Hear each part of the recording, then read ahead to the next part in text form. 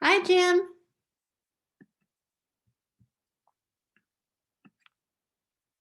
Hi, Becky. How you doing? All right. All right. Yourself? Okay.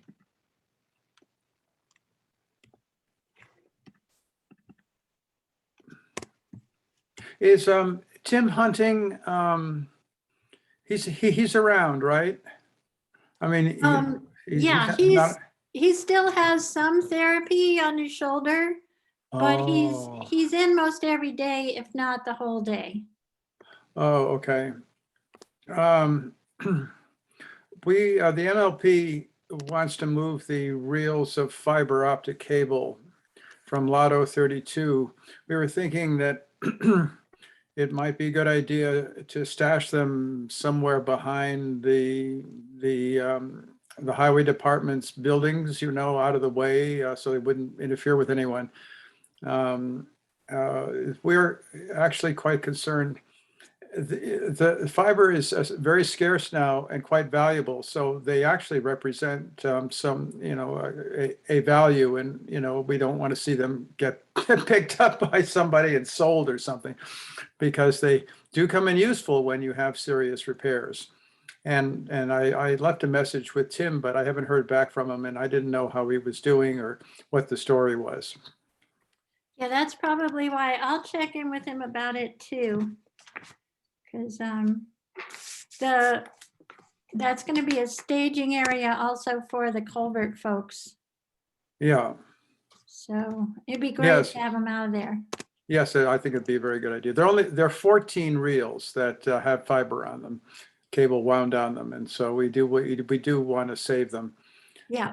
Because they are, all it would take would be one big storm or something like that to break a big fiber line, and we'd be in real trouble if we didn't have it, because you can't get the stuff. Apparently, if you place an order now, if you're a town wanting to put in fiber cable to string along city streets and roads, the waiting time is now up to 12 months to get the order filled. So that gives you Wow. an idea of how tight supply is.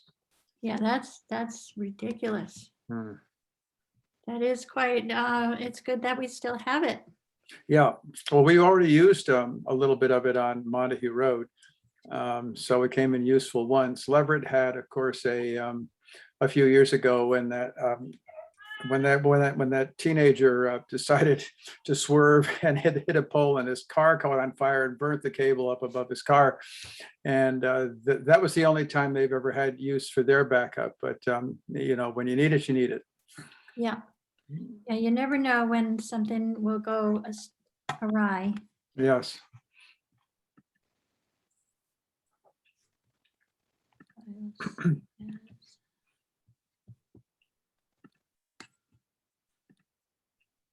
So I guess Bob doesn't have internet service today, he said. Well, if it was yesterday, I think the answer would have been no, because of where he is and his moving things around down in Martha's Vineyard. But today is a better possibility. We'll have to wait and see. I don't know. I'm guessing at this point. I think he emailed that he wasn't coming. Oh, okay. All right. Maybe I didn't get that email. Yeah, no go for me tonight. See you next time, Bob. Mm-hmm.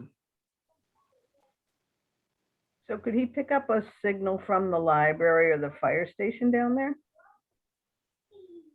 Most likely. But I don't know I don't know. That's the whole point of the municipal thing that came early, fire stations and libraries. Right.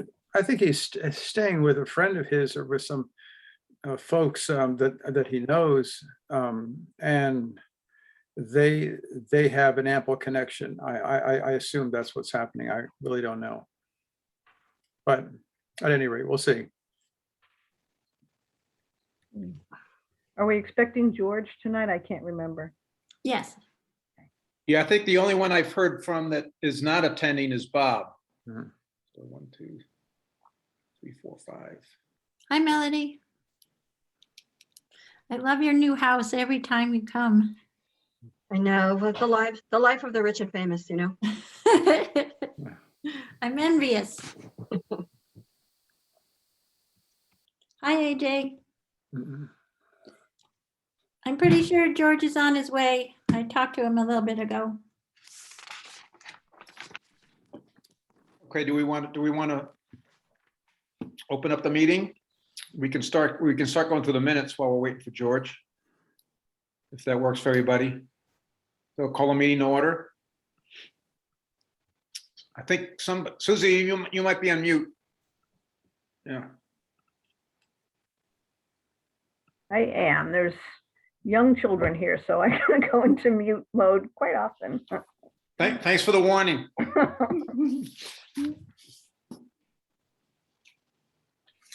Okay, minutes from our last meeting, September 8th. Anybody have anything? Melody, you have something? Yeah, just a question. Maybe I'm confused. There is under 2F, it says the FinCom passes unanimously 7-0. And then under, let's see, 3F, FinCom passes unanimously 6-0. So I just didn't know like why the difference in number, and do we explain why there would be a different number of unanimous votes ever? Actually, if I'm not mistaken, Melody, I think, I know somebody, I think it might have been you, but I can't remember, had to step away for a few minutes. Oh, okay. So when we had that vote, there were only 6. Yeah, so it was intentional to put it Got in it. as. Okay. I thought as 6. I thought when I came back, I had agreed with you. So that would make it a unanimous 7. Is that right? Yeah. Okay. Yeah. My recollection was that we had voted. I mean, I and think then I came think you're back, right. but- You took the vote, but then when I came back, you guys explained what you did, and I said, yes, I agree. I see, gotcha. Yes, you're absolutely right. So I guess anybody have any concern with me changing that to 7-0? No. Since she supported it after the fact. Okay, so I'm gonna change that. There's also a correction that Susie sent me in the header. We met on a Wednesday, not a Tuesday. It's the reflex. Anything else? Yeah, I didn't see anything. Looks good to me. Thank you. Mhm. Okay. Right. Do we have a motion to approve the minutes as modified? Or I could make that motion to approve the Second. minutes as modified? Second.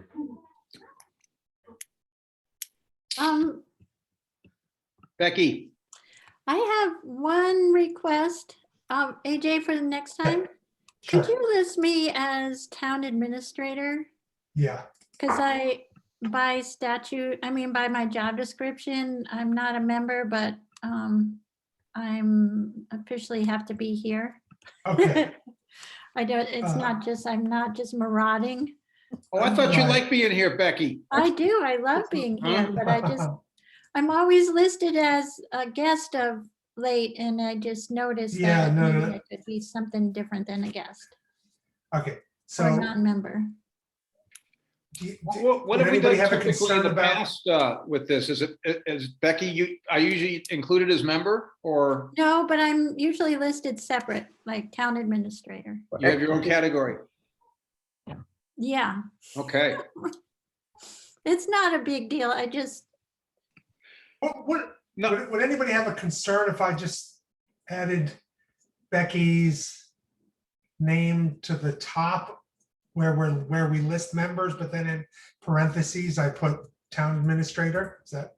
Or ex officio, is that the official designation? yeah, Okay. Yeah. That's what I'll start to do from now on. thank you very much. Yeah. You know, it's a slow night when I get to that one. all right. Okay, I think we have a motion to approve the minutes as amended. Well, okay, maybe we need to, do we need to, with the newest amendment? So I make a motion to approve the minutes as amended fully. Okay, I'll second that. Okay, no George, so Melody first. I'm gonna call George because I do the MLP minutes, and Becky, when you visit, I list you as Becky Torres, Town Administrator. I don't know if do you think it's appropriate to mix? I don't know what the formalities are here, but wouldn't it just be best to just put Becky Torres, Town Administrator? Because you aren't officially a member of the FinCom. At least that's the way we do it on, with the MLP. So I think what I'm going to do is we're going to have the members present where I'll list the members. Then there'll be the members absent line. Mhm. And then there'll be a town administrator, Becky, will be will have its own line. Oh, and then, sure. Oh, sure. I think And that, non-members present. Does that work? yeah, I think that would be fine. Okay.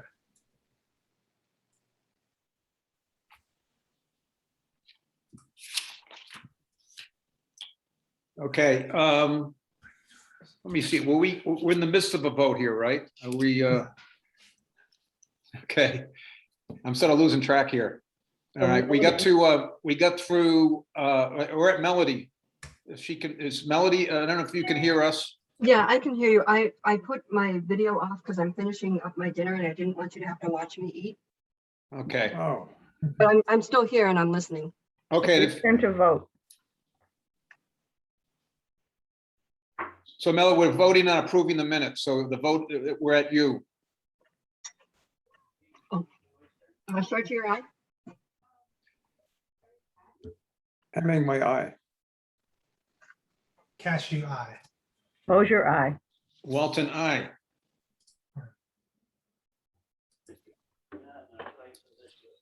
Sorry, I'm so used to George going first. Yeah, Here he comes. here's George.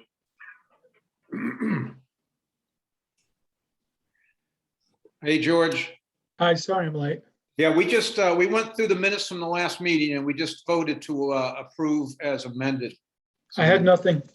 Thank Okay. you. Okay. All I right. read them. They were fine. They look great. Okay, I don't think there was anything we modified that was significant. Oh, Okay. well, it's all significant, but I think you'd agree. You have to agree. I agree. All right.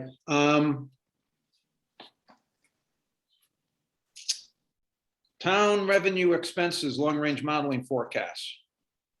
And this is to review, we're looking at reviewing Becky's model. we just move the minutes out of the way.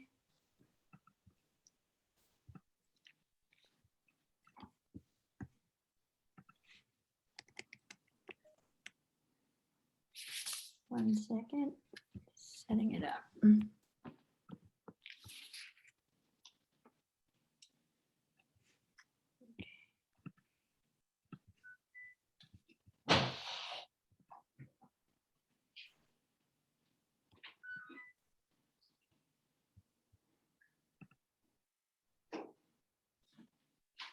Okay. Can everybody see it? Yep. Yes. Yes. Great. Okay, so what we're attempting to do here is review the revenue calculations, building off of FY21, where we had a final recap. I'm including FY21 because, as you all have been party to, there's some odd things happening with our levy limits. We have a lot of we have a lot of excess levy capacity at this point in time. if we were to use, we could easily go over the $25 limit with what we have in unused levy capacity. So we have actually hit an FY '22 levy limit where the instructions, unlike normal years, show the levy limit at 0. And then there's, I came up with a 5,801,004 using the levy ceiling from FY '21 in column 1. I'm sorry, row 1, 5649760. 2.5 of that number is the $141,000, which is always part of the calculation to determine the levy limit. And then we had new growth estimate by of $10,000 this year, giving us a property tax levy limit total of $5,801,004.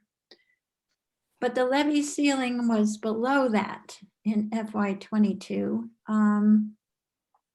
So the levy ceiling was at $5,647,060. It actually, and that's because we're using, the number here, the $227 million of assessed value is a guesstimate done by Kevin Rudin for FY '22. We don't know where it's going to come in yet. Next week, we should have the final number for this number. So for the future, I'm going to Make sure I heard that right. So Becky, you said by next week that you will have the final? Kevin says he should have a final number. It won't be the full recap, won't be done probably for another month, but he should zero in on this total value number. Once that changes, it will have an impact on everything else, including where the property tax rate goes. What I added for the forecasting tool, if you look down below, there are 2 new lines that will predict our tax rate.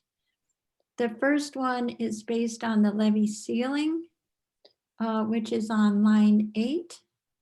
The levy ceiling that DOR has given us is the $5,649,760. And then I've used a second number because every year we subtract out our excess levy capacity now. So what the total tax levy we're using, we have to come all the way down to line 17. It's $5,279,562. So these numbers this number generates a potential tax rate of 2320. So we're waiting to find out. This is just an estimate at this time. So we're waiting to find out where these numbers will really come in, because they will greatly impact the calculations for FY '23, '24, '25, '26, and '27. And until that happens, we're having to make some assumptions as we go. So this line 2 is always 2.5% of line 1, I'm sorry, of the prior year. So it gets added to the new year, and then it keeps going like that. It's Well, very unusual. Yeah. May I make 2 Yeah. points? Well, the first thing I just so everybody knows, column G FY '22 numbers, that's what we presented to town meeting. Those numbers are in the budget we presented. So as Becky said, we don't have the real numbers. So that's what we're using here.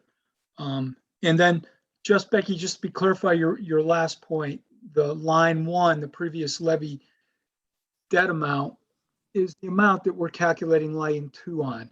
So we're taking 2.5% of line 1. Line 1 is going to usually be from the previous year's line 6, unless the previous year's line 6 is over the levy ceiling, in which case we have to use line 8. So if you look at FY22, line 8 is 5,649,000. That's what Becky's using in line 1, because the 5,801,000 in line 6 is over the ceiling and we can't tax to that amount. Was that right, Becky? Does that make sense? That's perfect. And the amount to which we'll be able to tax or will be taxed is greatly dependent on the town's assessed value, this 227,578,443 estimate.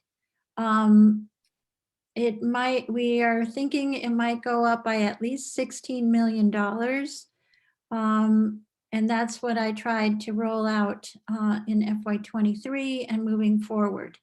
But hopefully next week we can have a solid number and put that into our tool. The other thing I tried to do on George's suggestion is add a 1% increase on the assessed value per year. I had trouble with the formula was acting up a little bit, so it's anyway, it doesn't appear to be the correct number, but I'll figure out what's going wrong there. Yeah, But that's Becky, you mentioned a 16 million. yes, because the one thing, Where is this showing up here, the 16 million? the difference between 227 million here, Yeah, oops, and here. Okay, what was this I one? think it's more like 14. Isn't that 14 million? Yeah, it's Becky. It looks like you're taking 16 million over 22's number. 21's number. Sorry, the 22, 25, 990. All right, from so last 21. year, we already had, Kevin had estimated this 1.5 million last year. So I'm keeping that in with the 225 for last year, because that's what is on our budget. That's what we actually estimated on Kevin's advice. He is currently, and I guess I should, to be accurate, I should add 16, I should make this 227. 578, 448. So basically, if you look through Kevin told me where his cheat sheets were under his phone. And for certain, we know that residential values went up $16 million. There's still some additional other changes, but I'm comfortable with the 1.5 million he made last year, this number, 1.588043. And we're comfortable with the 16 million. So I'll just put this back in. Sorry. So it's There you go. 243. So it's There you go. about 16. Oh, okay. All right. Yeah, now you got it. That looks better. Becky, in that formula for the future years, you can just take the cell, you can just put in a formula H14 times 1.01, whatever. I did sorry. do that. That should do it. I know the numbers didn't come out right, so I tried putting in the real number. Yeah, it's longhand this way. Okay, that's fine. I resorted because the calculation still was wrong. See, I tried it here too. Well, anyways, these numbers are all subject to change anyways. It's more us under the committee understanding the mechanisms here. Yes. So if you have We can straighten these things out later. I think, Susie, I have a couple questions. One, George, what is the rationale for this 1% increase on line 7 that's noted there? What's the rationale? We got to check with Kevin. We just put it in so that it would increase. We picked the number. It doesn't mean anything. It's just so that we could see an increase each year, because it does increase each year. We need to talk to Kevin to get a reasonable estimate of what we can expect for the values to go up over year. So year over year. that's an estimate that would be likely, and Kevin will make sure the ballpark is correct. And the other piece well, is, before we get off, before you Okay. move on, Susie. Yeah. Susie, before you move on, I don't think that 1% is showing up in those cells going across. I Yeah, we know. need to That's fix it. what I explained to you, Jim. Just let Oh. that one go. I can't figure out why it didn't do it. The formula is there. It's just not Okay, calculating it correctly. okay. So, And the other question I have is, we know that line 7 will change, the total town assessed value. And Kevin might roll out a number that's next week or so. If that assessed value changes, then the tax rate will go down. And is that correct? Am I correct there? Yes. yeah. And Yes. then the tax cap, or the tax levy capacity, does that at some point, let's see, which line am I talking about? Okay, I think so if you look at down at the bottom where my cursor is circling, Mhm. that's the formula to determine the tax rate for FY '22 using the levy tax, this tax levy. The total tax levy right here, 5,279,562. If we add 16 million, that tax rate dropped below it went down below the current tax rate by almost $1. Mhm. So that's why it matters. Yeah, I guess my question is, I've never totally understood the excess levy capacity, which I thought was increasing because we weren't able to go to the full levy limit because it was over $25 per thousand. So would that number, the levy limit, the levy capacity, excess capacity change it once the values come in and we see that the tax rate goes down? No, because everything's based on this year's levy capacity. So it's in place because of the way we built our budget. This number will reconcile to whatever tax rate we end up with. So- The excess levy capacity is a function that we change as we build the budget. So if, Okay. Well, I have a question, Becky, that I think might help. okay, great.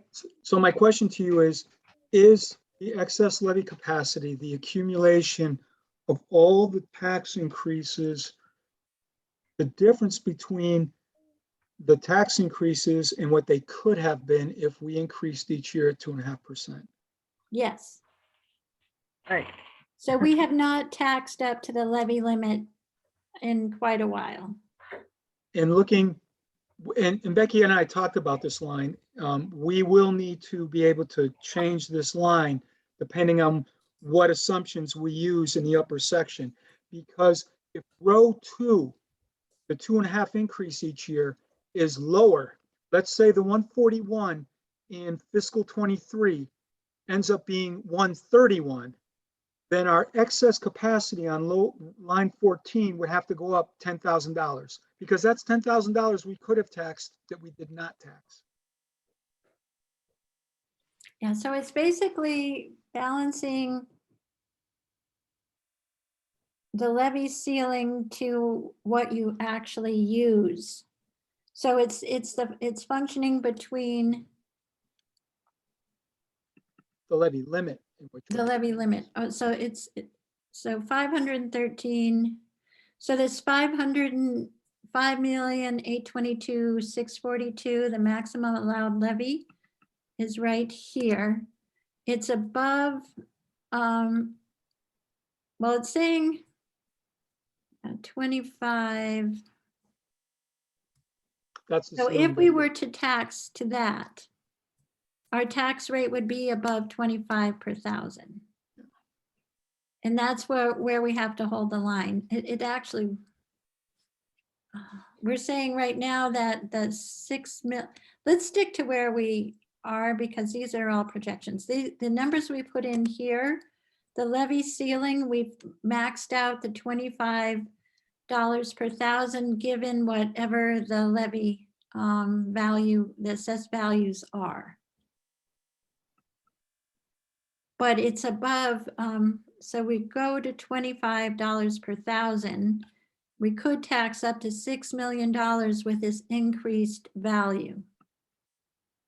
But we don't want to impact the tax rate that dramatically in any given year.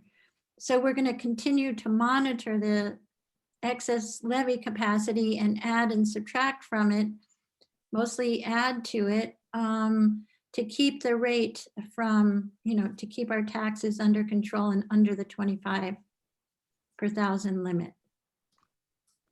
Becky? Yeah. A question on the gray column, the proposed Yeah, fiscal year 22, and the excess levy capacity. That number, that 513,000 is not what we proposed. Everything else looks right in that column, but not, why? That is what we balanced our budget to. well, according to the, I'm showing that we came up with 483,000. On the budget that we presented to town? What are you looking at? I'm looking at what I thought was the budget we presented to the town. Unless it was an updated version. Yeah, there is. I'm looking at it right. Okay. The So I'm version looking I at- have was May 17th, and it has that 513,080. Yeah, that was the final. There were $30,000 of credits basically that we reduced. I mean, we increased, Okay, yeah, I'm looking at, we Yeah, I'm looking- used $30,000 less because of the use of free cash. It was about $28,000. yeah, I'm looking at an earlier version. George, you said that was the 17th of May? What I have, well, yeah, it's the one, It's on the I just final, see May that 17th. stamped in the corner. Yeah, But- I'm looking at the 12th, May 12th. Oh, yeah, right, yeah, it's in the top right-hand corner, May 17th, 21, right? That's what it is. Okay. All I right, made a last-minute change then. all Yeah, right. because we added, remember the items that were funded out of free cash? Were Yep. done at the last minute. Yep, So we didn't need excess levy capacity to fund those items. So we increased the excess levy capacity by $28,000. yep, okay. Gotcha. Sorry. No, So that's fine. Becky, to finish your thought, it's an educational thing for everybody here. When we talk about row 6, the levy limit, and we talk about row 15, the levy ceiling, I'm talking, if I'm looking at fiscal 23, let's assume that these numbers we think are accurate, but just mechanically, we take 2.5% of line 1 and we get line 2. And that gives us our new levy limit. And our new levy limit is below our levy ceiling. If we needed to fund the budget with more than $5,791,000 in property taxes, because we have excess levy capacity, could we increase that 5,791 to 6,089,461 without a 2.5 override? Yes. That's a really important point. But, town meeting would have to approve it. And Unanimous vote as probably opposed to a wouldn't- 2/3 vote. you would be making your tax rate $25 per thousand. And Right. Would it send it only up to 25? Is that why 25 is on line 20? If we Yes. use the 6 mil, if we went to 6 million, Yep. Yes. okay. But the point is, under 2.5, Proposition 2.5, we're all under the belief that we can only increase our levy by 2.5%. But because our levy is below the levy ceiling, we can actually raise it more on a unanimous vote, not on an override vote, which requires 2/3 approval at town meeting. Well, not a unanimous vote. Well, we proved- Majority vote. A majority, I'm sorry. Yep, sorry. I mixed those up. Yes, just like we do now. The point is, we could actually increase the levy by more than 2.5% without having to do an override, which requires 2/3 of the people. I apologize, Becky, for saying that wrong. No, that's fine. But I think that's important for the finance committee members to really understand, because I know Mike Vinsky has brought this up multiple times on town meeting floor. Well, he has questions about it. Yes, and we've tried to explain it to him. I know I've explained it to him multiple times. But we don't, the goal is to manage the budget as carefully as possible and to stay under the levy limit. I mean, levy ceiling. And Right, under and as we play 25. with the expenses in the lower section, then we're going to be able to lower line 2, depending on how things look. Right? Right. Okay. Because in the past, when there are pressures from the region and the school, for many years, we would be faced with $150,000, $200,000 of increases every year that were contractual obligations. That has slowed a bit, thank goodness, and that's the only reason we've been able to not have to utilize all the 2.5 or new growth. So I've just moved down to see if there's any other questions. This is the rest of the revenue section, just so you guys are aware of it. It matches up with what is on FY22 for our budget. So you should be familiar with it. If you have any questions, please let me know. And then we go into the expense side. Before we go into expense side, I had forgotten this piece of information, which is the new growth in the formulas we use. I guess I get mixed up with the idea that it's new growth, it's actual growth, but there was a reason because of the way it impacted, I think, probably the final number of the tax rate. We weren't able to use all of the new growth. Is that what, can you tell me about that? Yes. So what was clarified by DOR last year was if the amount of new growth puts us at an amount that they deem is higher than the levy ceiling, which they did last year, we have to use the lower number. We had estimated a higher amount of new growth. I'm not sure if our estimate was off or not. I backed it out because we were over $25 per thousand. And then the number actually came in lower, about $30,000, $28,000 lower at 92.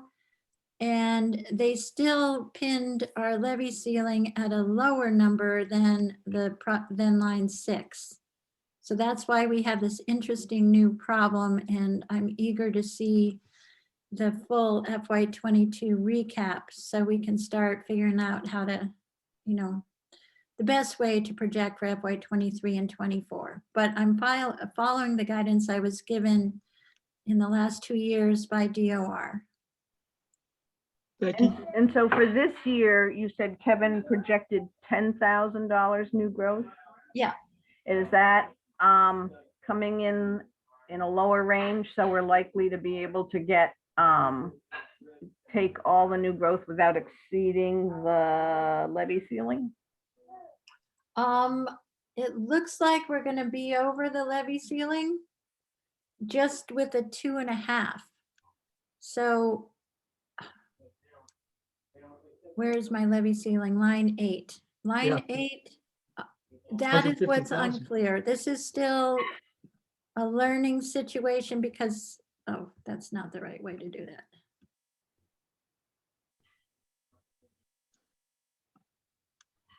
This number, as you can see, is quite a bit lower than the 5,801,004.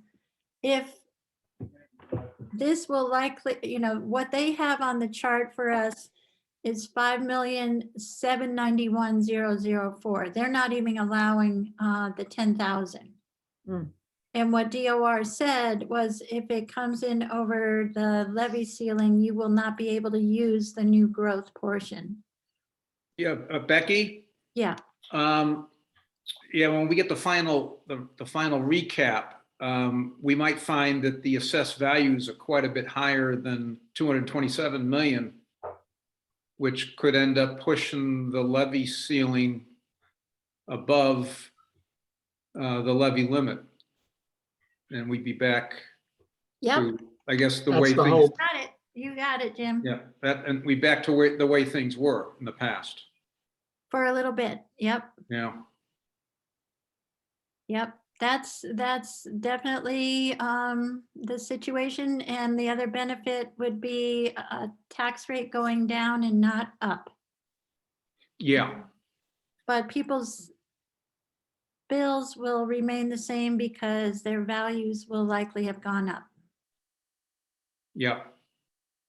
But this time, this reval, this values that we're gonna see next week aren't a major reval, they're more individual.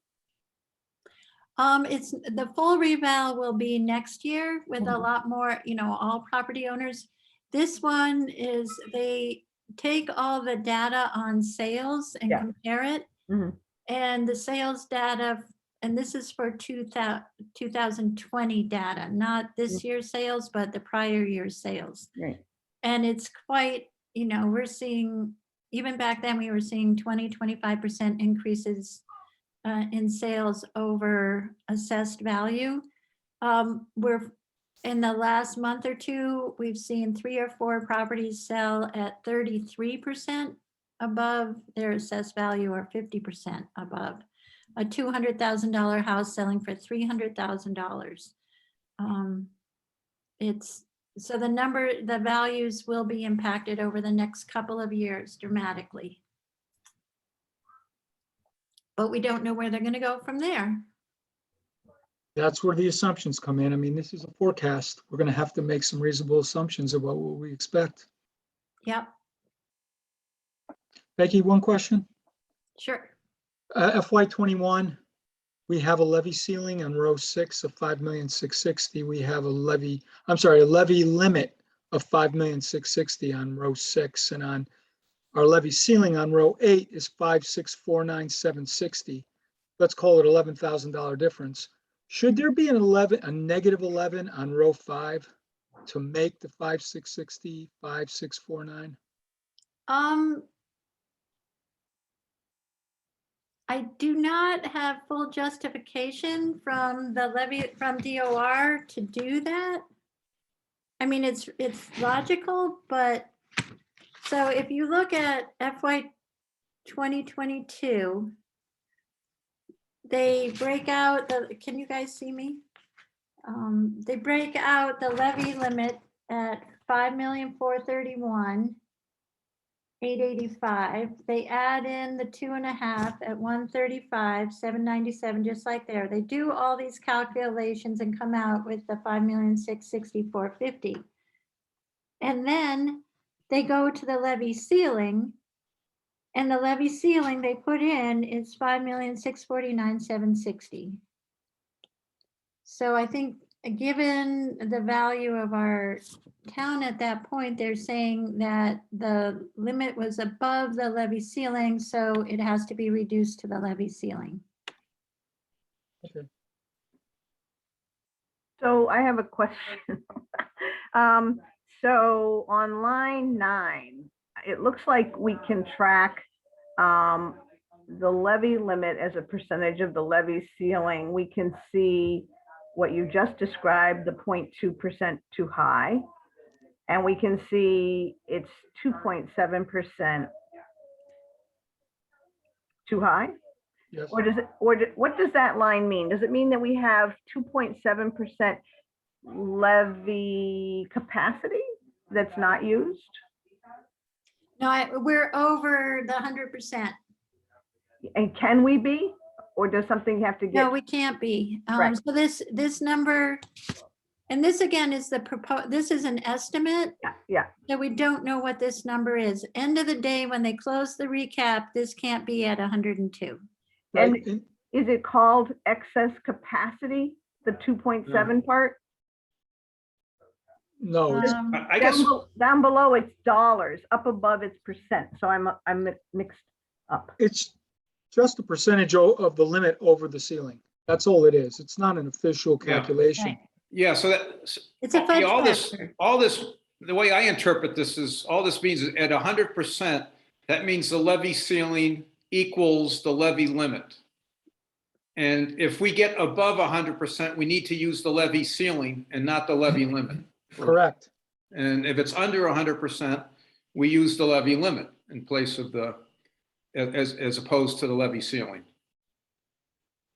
So that's all that percentage is telling us, really. Right. And Yeah.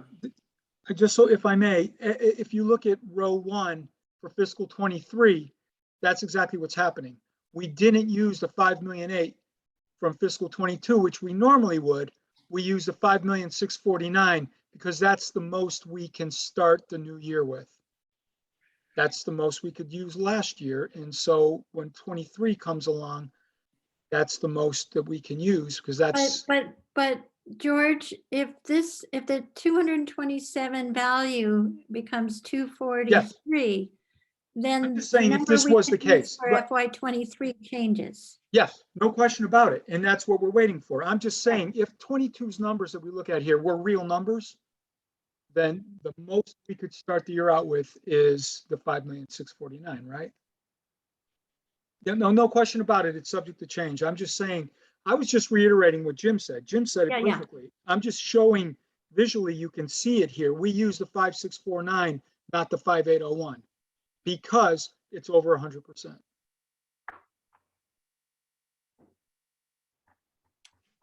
Which shows up in line 1 on the next, for the next proposed, for the next year. Yes. In fiscal 24, we use Yeah. line 6 because in fiscal 24, because in fiscal 23, line 6 is lower than line 8. So we can use that number and And should. because of the increased values, all these numbers change. They're all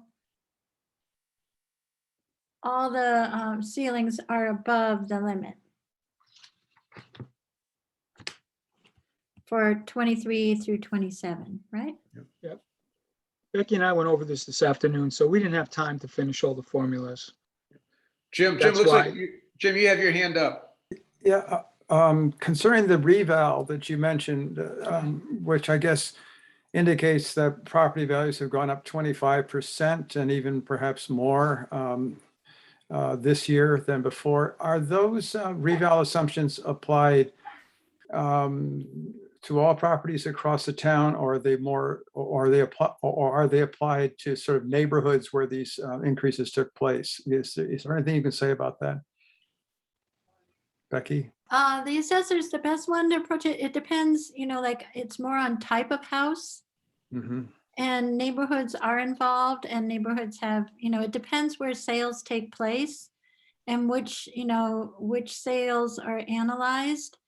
And then, you also have 2 or 3 houses that were torn down. So that'll play into it. They'll be, subtracted out from values. So it's a very detailed calculation. But we'll see how it impacts different neighborhoods. It's not a full reval across everyone, so it'll depend where the changes were most significant in the sales. Next year, we're going to have a full reval with more moving parts. Now, when you say next year, Becky, is there a certain number of years where that just happens, or is there some other trigger for a total I believe reval? it used to be 3 every years. 5 years. Now they reduced it. They do a little bit every year now, but there's one major cycle. I think this one is the first in 3 years. They're now every 3 years, but it's there's a lot that will go into the upcoming one, and it will include the FY21 sales that we've been seeing now. So that's why you have a big jump in the total assessed value in fiscal '23. Because when they do the recap next year, they'll have new values and they're anticipating they'll be higher. Yeah. Yeah, and that'll be the main dynamic that we'll see in calculating tax rates.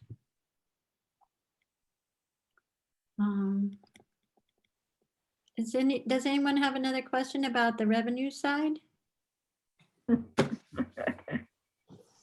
Clear as mud? Yeah. I went to the, I saw the videos about that. I've forgotten how we knew about it, but it's on the DLS website. And I have to go back again because one of the problems was we were outside the regular paradigm. And DOR was helping you, Becky, answer the question about how to manage some of it. So I have to go back and see those videos again, and probably multiple times. And I wanted to sort of understand where in our sheet here, it's not exactly the same as normal, which is what they tell you, but they try to present in the video. So. Yeah, I'm sorry I didn't go over the normal years for you. Well, it's okay. They're telling us the normals, but I think sometimes I can't follow it when I look at our numbers. And I think it's because we have some factors that aren't normal. And I hope that they have a way of helping us come to a clear understanding. I know that you've worked on this and it hasn't been clear sometimes. They're not. Well, yeah, when the dynamics, when you religiously count on the DOR spreadsheets, Yeah. when you start your budget to tell you that you are definitely on the right track and they show you a zero that has never been a zero before, Right. it's like, wow. Yeah. And then you call them on the phone, but luckily I had a wonderful, very patient person who just, said, just keep going, just as if, you know what to look out for, make sure you don't go over 25, do all your estimates. And so far we're doing okay. Okay. So Well, I think our reval is going to help quite a bit. It's going to sort of reorient our process. But we'll see. yeah, it'll definitely get the ship out of the mud for a little bit. But Susie, I'm happy to go over anything you have questions on. Just Yeah, I'll go back to the video and try to write up where I get fall off the truck. Try again. And same for anyone else, Melody, Jim, George doesn't need any help, but I Yeah, sure just- appreciate his. Yeah, just a question, one other question on the revenues, and I know this, one of the purposes, one of the main purposes for all of this is to do modeling and to look at different scenarios going forward. I guess my question is, why use 1% for assessed value, that kind of growth number? I think George picked it because when they were equal, nothing changed. So you didn't have, one wasn't larger than the other. That's the only reason. Like I said, we need Kevin to really give us guidance on that. Yeah, because I guess ultimately we would expect, and historically over long periods of time, there is an increase in assessed value, right, year to year. But we had about 3 years where the assessed values changed by about $20 or $50. And when you're talking about millions of dollars, it was totally insignificant, but it changed very little for about 3 or 4 years. So it depends what kind of cycle you're in. And It also depended on broadband. I mean, things came to a standstill. And now that the market's moving, then it makes the reval more obvious. And the market's moving because broadband came in. And yeah, and one of the things, once this model is refined and then it's time to start talking numbers, that could be a scenario. What if it goes up 1% a year? What if it doesn't go up? If it doesn't go up, then we know we have potential issues with how much we can raise through property taxes. So, you know, again, Becky and I were in a meeting and we were looking at flat numbers. I'm like, well, we should see some increase just to see how it works. So that's the only reason I threw that number out. But, you know, we're going to have we're going to make assumptions on a lot of these lines. And we as a group are going to have to decide what kind of scenarios do we want to see. And once we figure those out, then we can change it accordingly. Yeah, and I guess another reason to make a case for 1% is for this fiscal year 23, that's about a 7% increase that you've got plugged in there right now. Yep. So yeah, maybe it makes sense just to have at least for an initial screen, an initial 1% per year after 23. Yeah. I think that's a good idea. Susie. The other thing we could look towards is that sort of our track record in the past. If we weren't doing a great job projecting, we'd either have debts we weren't prepared for or more revenue flowing into free cash because we weren't prepared for that either. But I don't know if there's a way of tracking that, but I would say in general, it feels like we've been close to our numbers. I would say, I would agree. I think our estimating has been very good. And we haven't been caught short. We haven't, we haven't under budgeted and been caught with our pants down, which can happen very easily with choice and charter assessments. You can really get in a bind if you're too conservative with your budgeting. I think so far I think we're going to be able to track which direction things are going. And it'll be interesting to see what happens in this year. This year is a big one. But we also got all the breaks we could have asked for with the budget, with the reduction in the regional assessment. And we do not have confirmation that's going to continue. So there are some scary things in our budget that hopefully will continue along the same track, but until the agreements are made, we won't know. How's that for a segue into the expense side? Perfect. Okay, so all I did on the expense side is I broke out the main categories: general government, protection of persons and property, police, fire, etc., education, public works. And I put in the FY22 totals, balanced it to our current budget, $1,627,636. And then I checked to make sure that we were, we were under the revenue amount that we potentially will project to have. And we'll see what happens.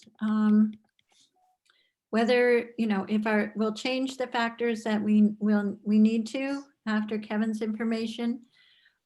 So this is the sheet where the first column, I do pretty much what we normally do when we look at the gap between revenue and expenses, but I also put in a calculation for the taxes there.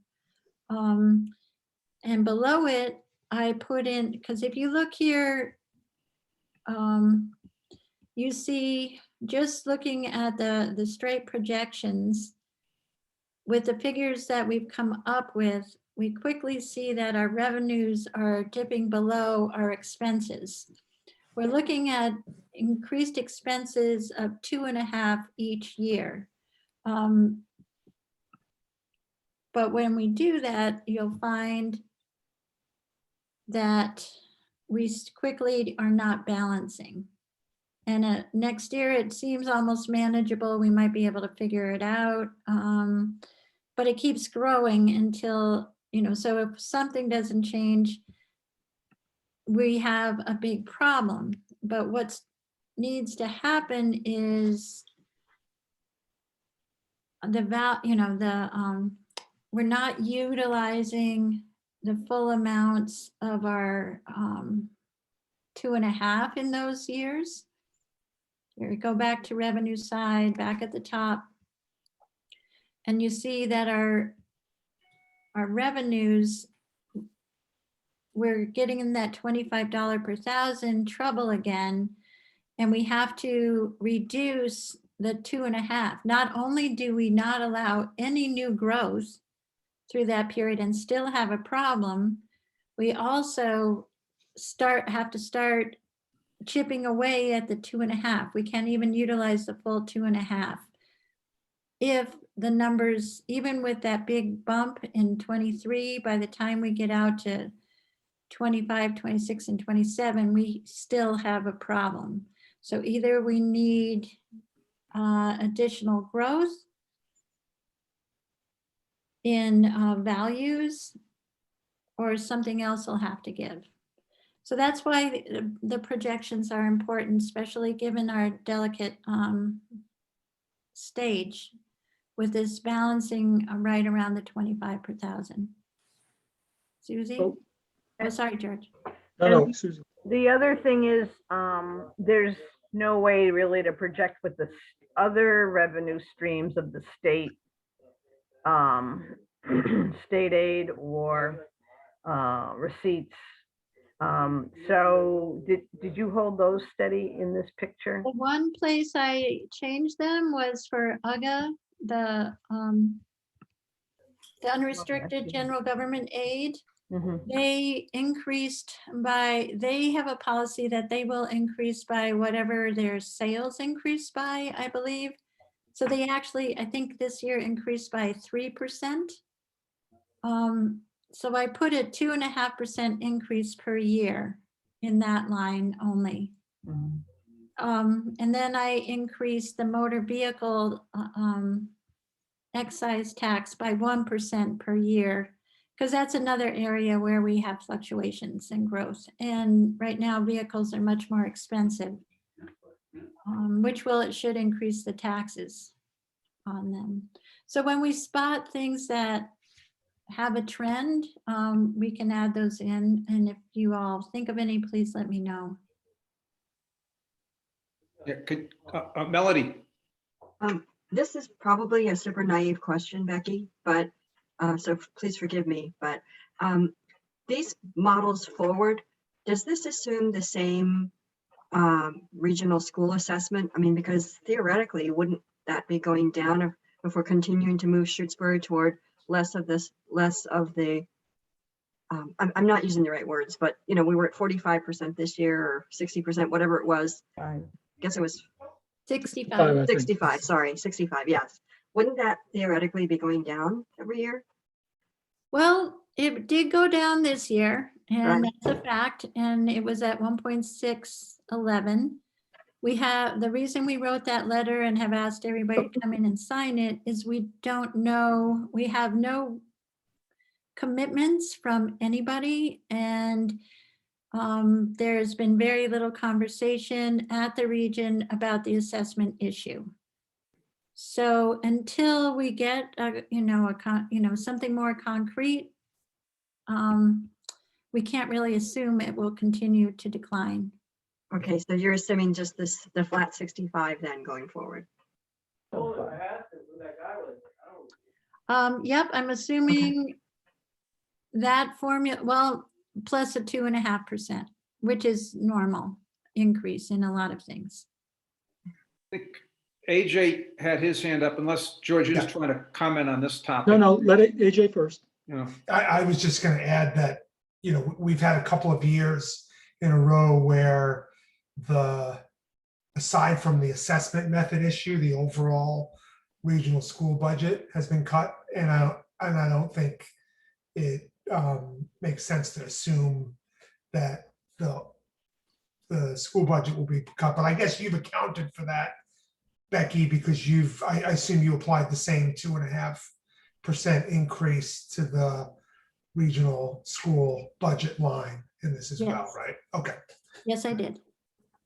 But part of it, so we've been, just to respond to Melody, we've been experiencing these reductions for two separate reasons. One being the assessment has been, more favorable to Shutesbury, but the overall budget for the region has also been cut. So, and we shouldn't assume that'll continue to happen. Right. Yeah, George. Yeah, and, this is a model where we can try different scenarios.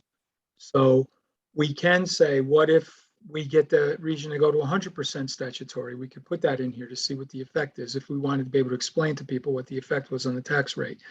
And similarly, we talked last meeting about the school, the elementary school, using some school choice funds that could also decrease the line there. So what would that mean if we did 100,000 or 150 or just 50? That's kind of what this model is about, is putting those numbers in there and then seeing how it would affect this. Now, we could go crazy with all the assumptions, but that's part of what this whole process is going to be about.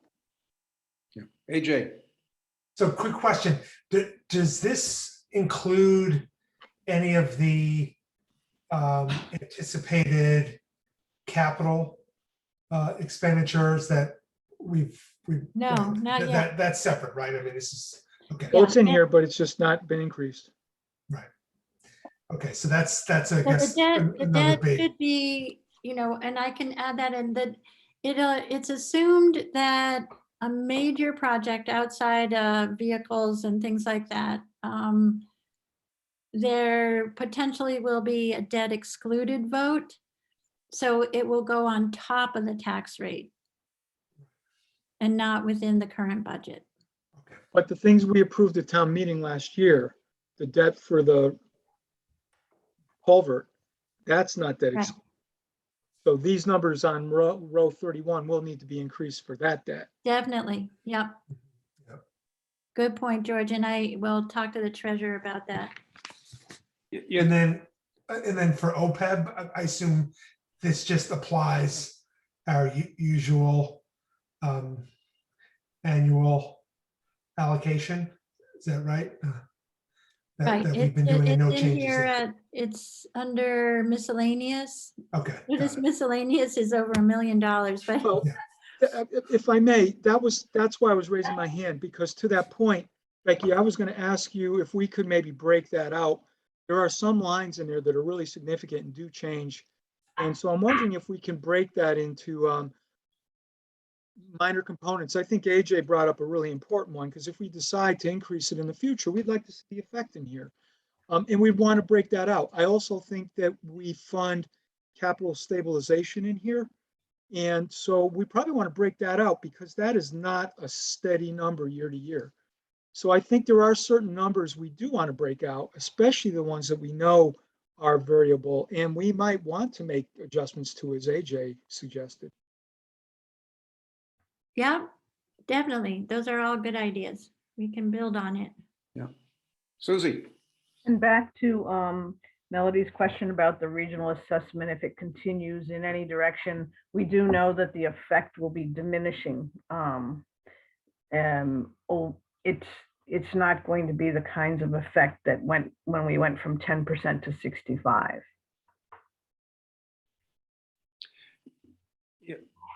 Just a comment, Becky, which you alluded to earlier, a concern I think you pointed out earlier, Becky, and that's down toward the bottom here, the difference, which you have highlighted as the difference between revenue and expense. Yeah.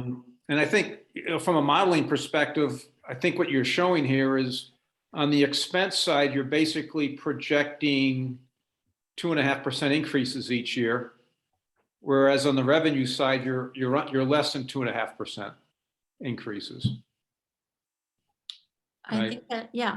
So, until you get, yeah, so looking at it from a big picture perspective, it's more around that. The way we've got this model set up right now is you've got 2.5% annual growth in expenses and something less than that on the revenues. Right, I guess the first couple of years have the 2.5 in.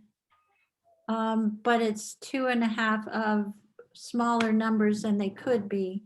And I think the difference, if you look down, you've got the first bar that shows the minus 35,444 difference between revenue and expense. And then you've got this another block of numbers. And this, I based the revenue figures are based on funding at the 25 per thousand, right at the top. And if we were to do that, it would bring in a lot more money, that even in excess of what we potentially would need to hit the 2.5. But the tax rate would be so much higher. You'd be sitting right at 25. But it gives you a sense that the town within the 25 still has the capacity to raise more money. It's like an excess levy capacity. Yep.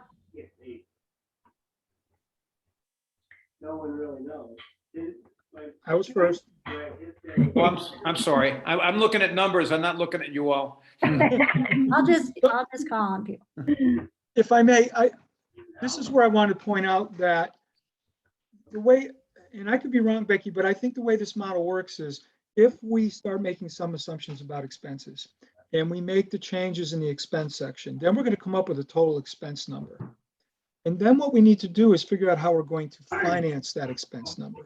And this is where we go to the top in the revenues and we adjust the 2.5% so that the budget balances. And when we do that, then the revenue calculations are showing us what we would need to raise. And that shows us what the real effect is on the tax rate, right? I mean, we basically figure out the scenario that we think will happen in the budget that we want to approve. And then we go to the top and we adjust the 2.5 increase to what it would have to be to cover that budget. And that's how we There's determine. one flaw in what you're saying, George. What DOR instructed is never to mess with 2.5.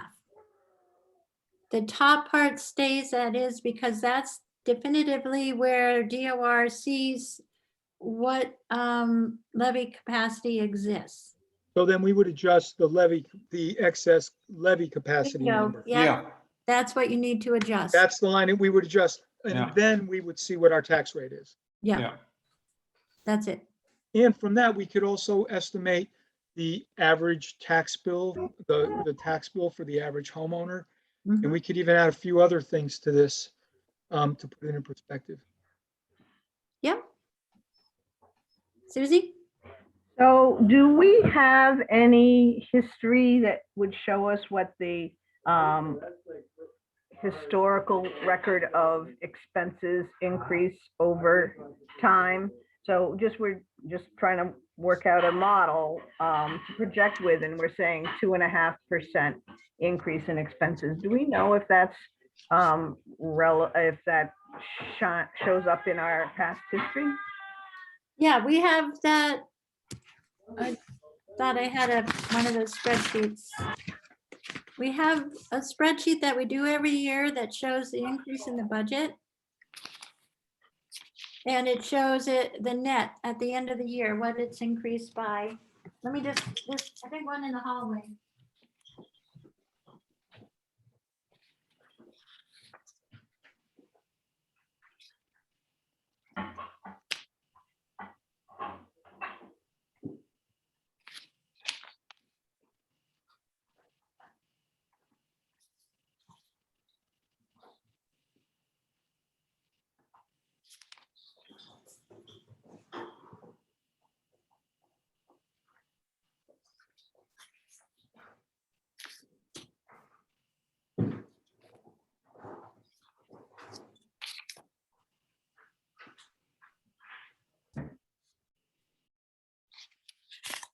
Sorry, I can't find it, but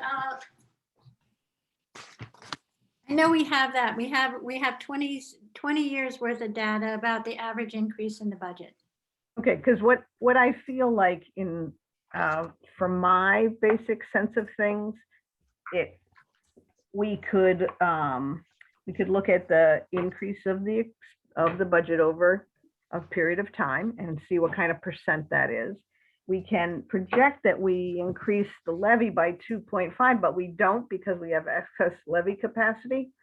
And we also could have a history of what our state aid numbers increase over time. So it kind of, for me, it would reduce it into percentages. So, you know, if is 2.5% increase of expenses in the ballpark of what we've been experiencing, are we increasing our levy around 2.5%? Does the state aid come in at 2.5%?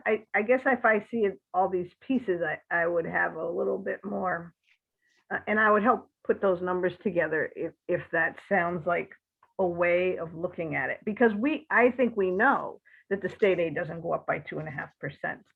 And I don't happen to know what our budget's been going up in terms of. What I show for residential tax Shutesbury since 2008 is a 2.5% cumulative annual growth rate in tax, in tax levy, which is, that's tax levy, that's not the budget. Right, so that's one of the factors, Yeah. what we can collect in tax. But I don't think that's accurate, Jim. I don't think that's true. For residential, I show with 3.5 million residential.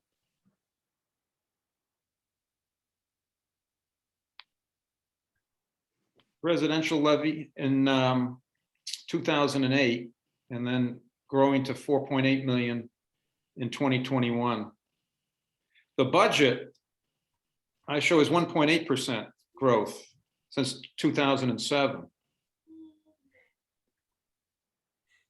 So would it be helpful to us, especially as we get in terms of presenting it to the town, to sort of look at this horse race of percentages, all the pieces, the revenue horses and the expense horses? Well, number one, I don't know if this is for town meeting consumption. I mean, I think there could be given situations, but I think this is definitely a finance committee tool. Oh yeah, this tool is, but Yeah, that's this- what I'm coming out of looking at this tool where we're using some assumptions to help model stuff. Right. Could I relate it to a historical piece that shows these elements moving through time? Sure. And Yeah, I, Becky, does that match up with your expectation that we'd have about a 1.8% annual growth rate in the budget since 2007? that's closer. Yeah. There's some Yeah, years, I was where- talking about a tax levy, the total tax levy. but even the tax levy hasn't gone up the full 2.5. Yeah. Yeah, but for the budget, I see 1.8% since 2007. Let me just see if I can find that sheet. There's, And another player is the state aid. Has the state aid been going up to? no, not at all. No, not at all. So it's, I mean, it would show that it's not just our expenses that we're loading on, it's that the support for this situation doesn't meet across the board. Okay, so here's what, so I found the sheet, the budget property history FY22 that Jim was probably looking at. It starts, I reduced it to 2007 to FY22. So we have 15 years and the average budget increase is 1.74, like he said. Yeah, there's so many years where it's, you know, almost. I think you might not be showing the same spreadsheet on the screen. Okay, let me go. Yeah. I'll stop sharing this and share Yeah. that. Oops, now just.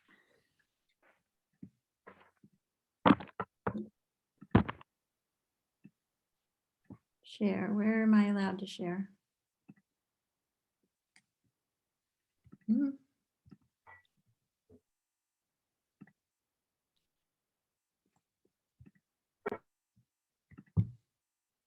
Can you see it now? Yeah. Okay, so this is This is where we see how much the budget is increased every year. So there's been consistent effort to maintain, to control the budget, especially in the last few years. Well, we were over almost at 3% in FY19 and 20. But for the most part, we've been at or under, well, that's not true.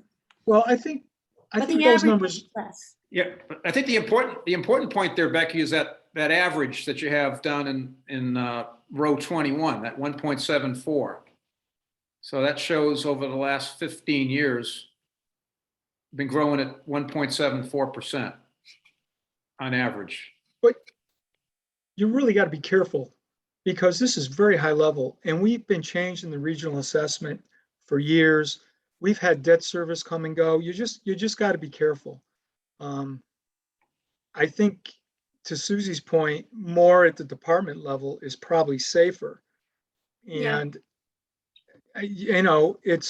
and remember, education is 60% of our budget. So we can, those are going to make those percentages that we just looked at swing tremendously if we use some of the school choice, if we continue to see the region cut its budget and we continue to be successful in our endeavor to get close to 200%.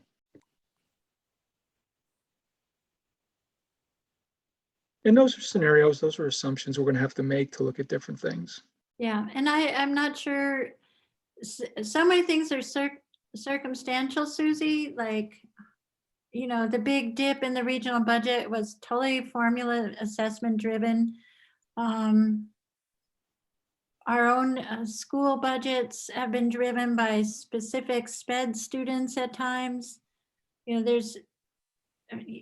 I think trends are really tough for us to rely on, but I think certain lines you can, but you can't take an overall number and apply it to everything. yeah.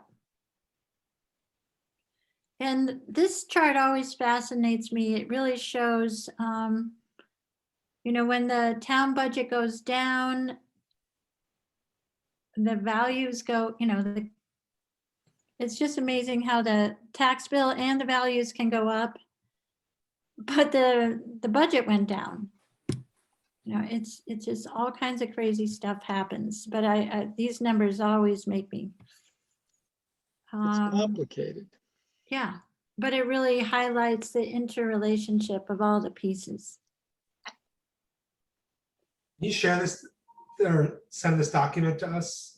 Sure. Becky, I think it's on the town website. This was the stuff we handed out at annual town meeting. Yeah, and actually, I think Becky did send this to us before annual Okay. town meeting.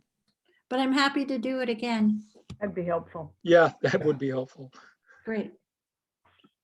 I can definitely send this one. It's right here. I guess the other thing I see in this is, you're right, the devil is in the details, but it also means that when we've had these windfalls of changing the assessment formula, all of the money's been sucked up into the budget without any real big undertakings. Maybe I don't know the history well enough. There have been good big undertakings, but just like the Wheelock money, it came in as revenue, and it's not like we're sitting on a lot of money because the budget requires support. and we know that the state aid has not increased at the same rate that our costs have. So some people say, well, then you have to cut your costs, but I guess I don't think it's that simple either. But I would like to make the town aware of how the effort to meet the budget is using up all available funds. And maybe we need to consider how you get more available funds. Because this sheet that we're looking at, Becky, right? These budgets for the last 2 years don't include the free cash transfers, right? That we did to reduce the tax levy. No, they probably do. Oh, they do? Okay. Yeah, Right, well, these that's what I include mean. the free cash transfer. Right, so in other words, what we're looking at in terms of the budgets are the amounts after those free cash transfers were made. Yeah, it's the budgeted, the budget that was approved. Yeah. And it was funded by all the different sources, the tax levy, the free cash. And Yeah. that's all in that 6,627,635. Okay.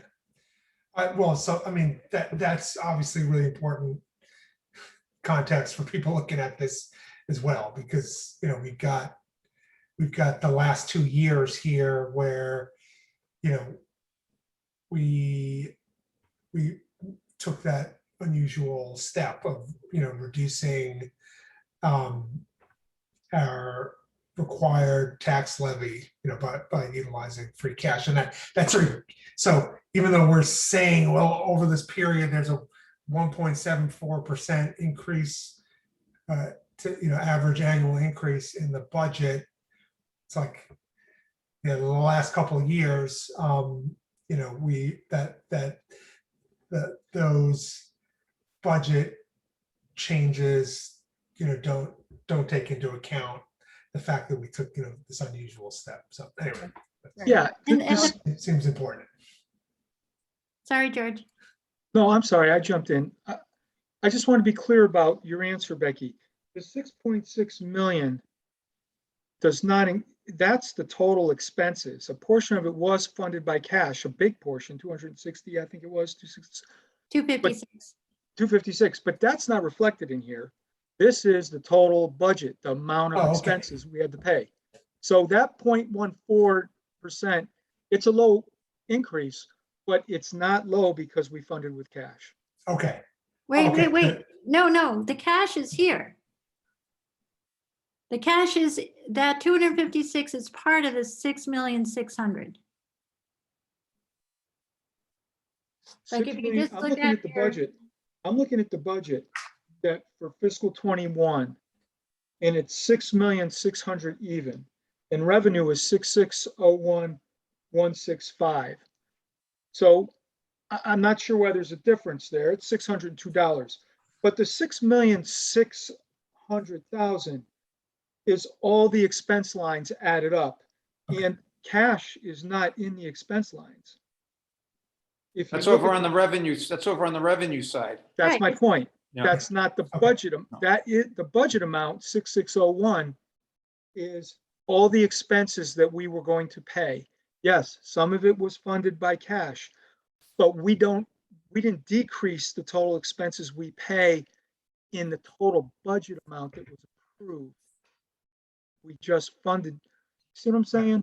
Yeah, that's important, George. Thank Becky, you. do you for agree with that? clarifying.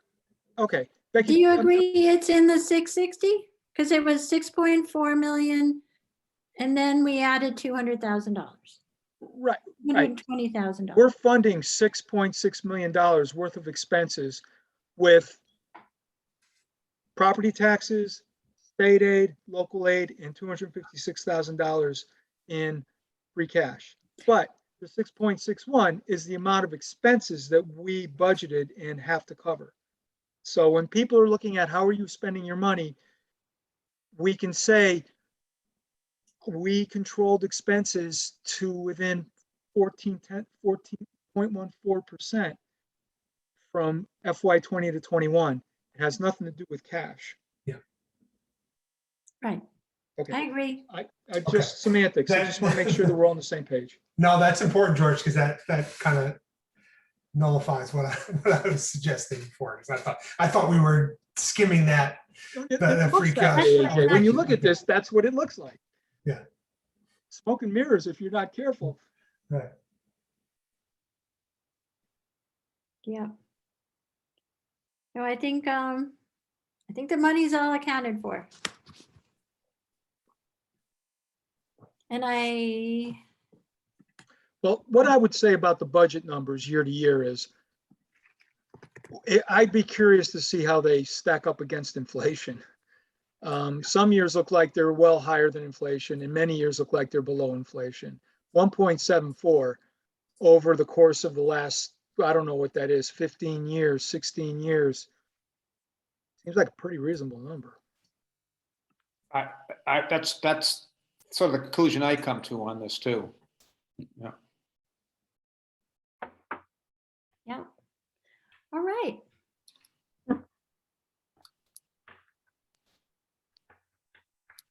Well, like I said, if you have any questions, don't hesitate to call or email. So Becky, can you put up that your prior spreadsheet that we were working through, This the one, modeling that we're doing for the modeling. Yep. Yes. Yeah, this one. Yeah. So I guess as we wrap up this agenda item, how do we want to go forward with this? You know, given what we've reviewed tonight, what we've learned tonight, given our understanding from tonight, how do we want to go forward with this tool and process? How do we want to use this going forward? Well, I thought George's suggestion was important, that we look at the largest contributions to that miscellaneous line, number 32. Is that right? Number 32? Yeah.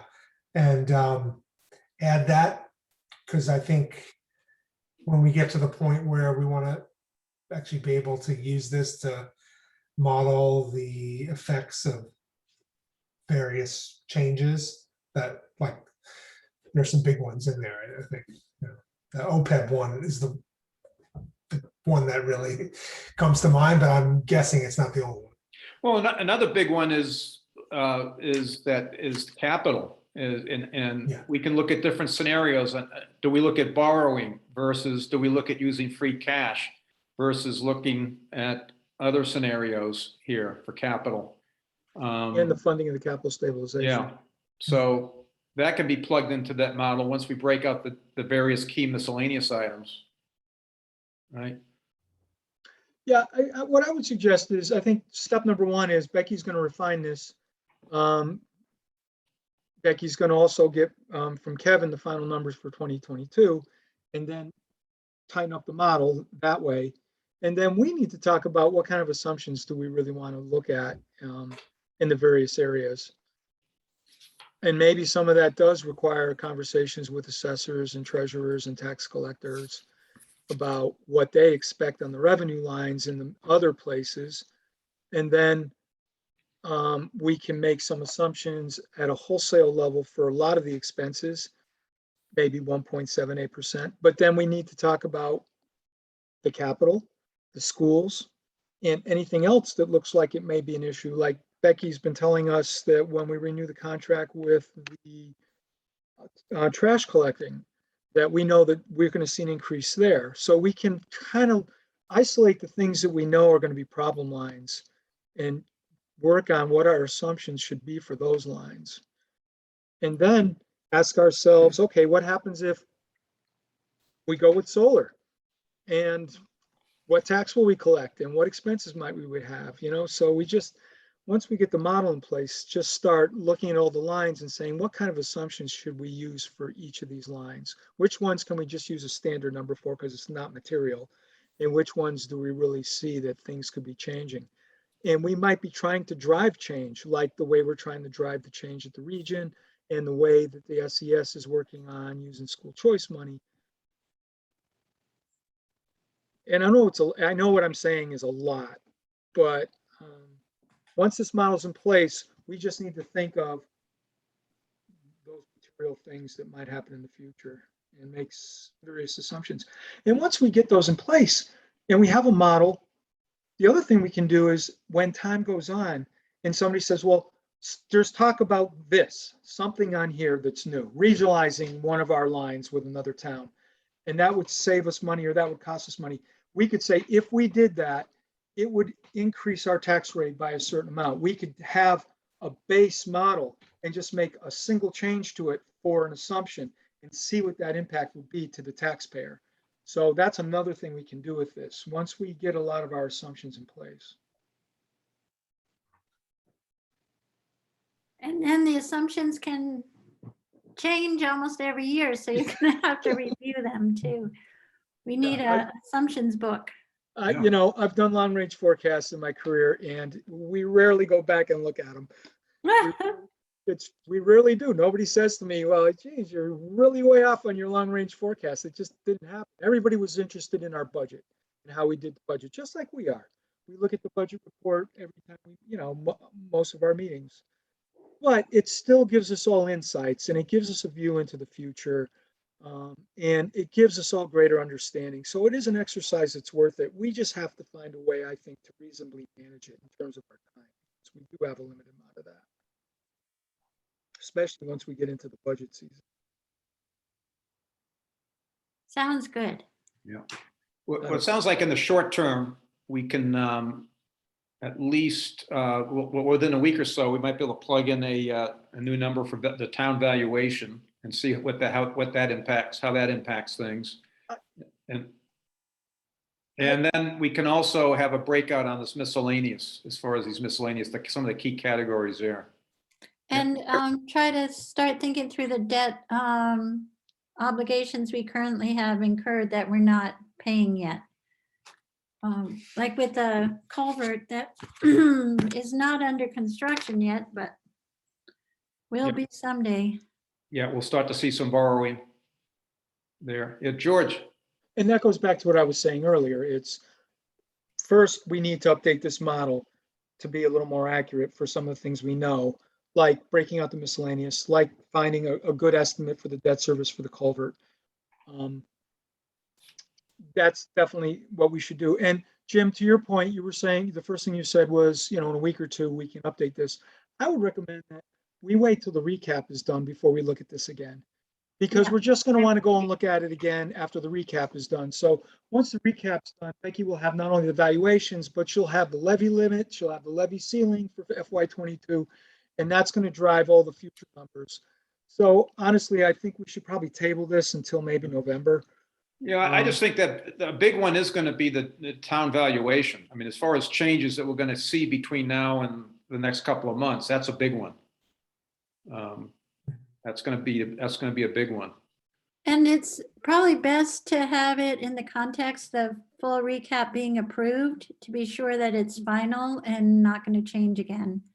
That's what I'm saying. Otherwise, we're going to just go back to this again, and we're just going to be doing something twice. It just doesn't seem productive to me. Well, To get to it too you say soon. twice. I mean, this is something we can be working with on an ongoing basis, right? It's just a tool, right? It's something we can use for a lot of different possibilities. Yeah, I guess. Yeah. Susie. So I think we could have a subcommittee, somebody that does keep looking at it, because they can bring up how the model's working.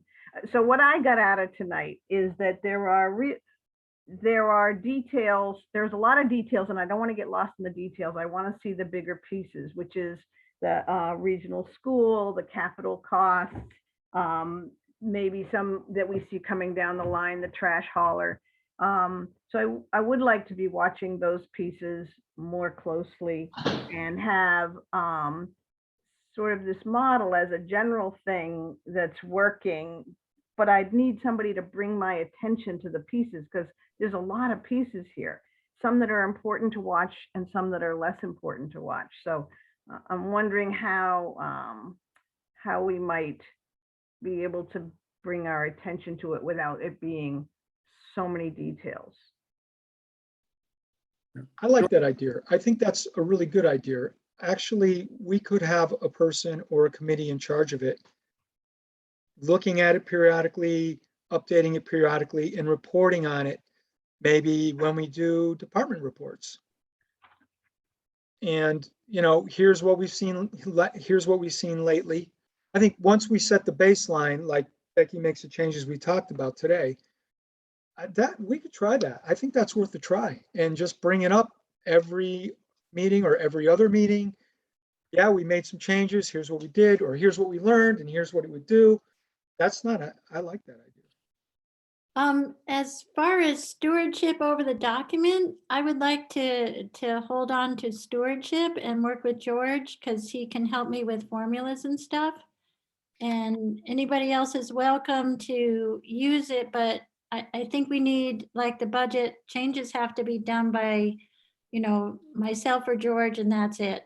Because otherwise the budget or this can, if some formula changes and I don't know about it, we run down the road and we're at 1.5 instead of 2.5%. I think with documents like this, you need to have somebody taking control of them.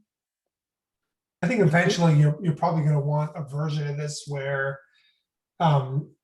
lots of the cells are locked and not changeable, the things that sort of represent kind of fixed, kind of fixed quantities. And then there'll be the other items that are really what we're the kind of decisions and changes that we're trying to model the effects of that could be, changed if this is something that eventually will be shared with all the committee members.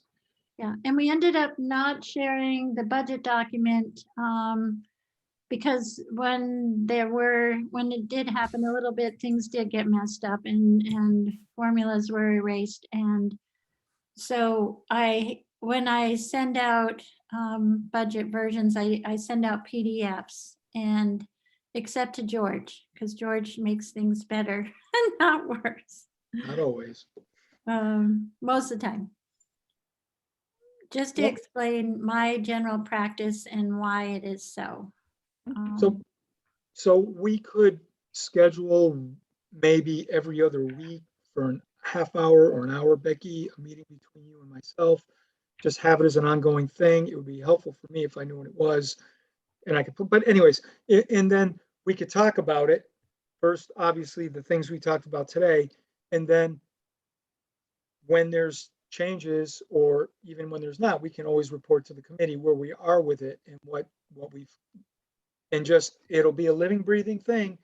And I would also suggest, and I'll suggest it now, Becky, maybe we can have a little summary table that we can make. And when we present this to people, we can say, here's the high level, and we can show below it what we did, what's different from what you've seen in the past, and here's the effect of it. Instead of trying to show everybody this whole thing, we can still share it, but have a summary schedule that we can just report on so that we can get through this pretty quickly in a meeting and not bog, because this thing can bog us down.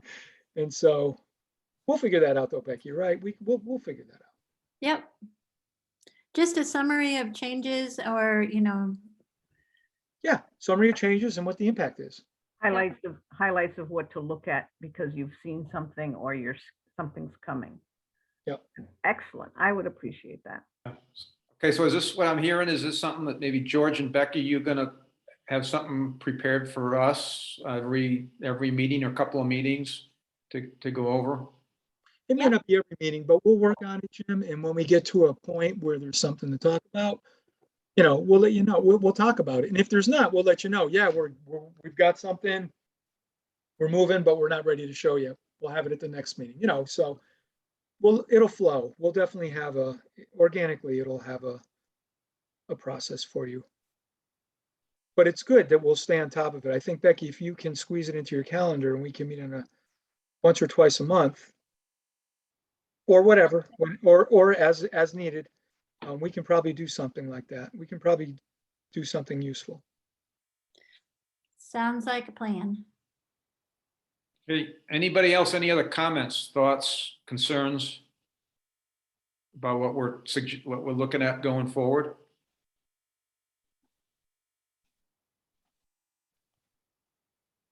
We're good? Okay, thanks, Becky, for leading us through this. Sure. Thank you, George. Oh, happy to help, Becky. Nice work. Thank you. Okay, expense report review. Do we? Do we have anything One- new expense report wise? Or did anybody, I guess the last one we had was the report we had at our last meeting. Yes. Anybody see anything from that report? Susie? I had a question on, and it's probably because it's learning how to read it. On page 6, the electrical inspector, line 003. It says that 275% of that has been spent. So it looks like a flow issue. Is that what I'm seeing, that the money will come back from fees later? Looks like we spent 275% more or 175% more than we're budgeted to spend. Yeah, so, But it's a zero, the previous year's balance is zero. okay, And there might be something that should be there. okay, I'm just gonna check. Yeah, but I think what Susie's referring to is we have a budget of $562 and we've already spent $1,000 more than that. But this budget doesn't show the transfers from prior year yet. that's what I was wondering somehow. Yeah, that column, that very first column, previous year's balance. Becky, you're thinking this line is going to have some money coming in there. Well, that's what I was thinking, but everything's appears to be resolved from last year. And what I think happened is the deposits are slower sometimes because I'm thinking like, the money flow is just not. yeah, it's a cash flow issue. If Ryan was on vacation when a deposit was dropped off, it wouldn't have hit until the next bank statement. And so we'll probably see it catch up. So this is a line that has revenue deposits netted against the expenses. Correct. So, and the other line on that one is 008, the recycling line. It says 71% has already been spent. So I'm always a little nervous around our trash expenses. Is there an explanation about that? Why we've already spent 71%? Maybe it's income also. It was because of the timing of the bills. Hmm. And this is a revolving fund. Okay. You'll never, the 75% means nothing. Okay. Okay, just checking.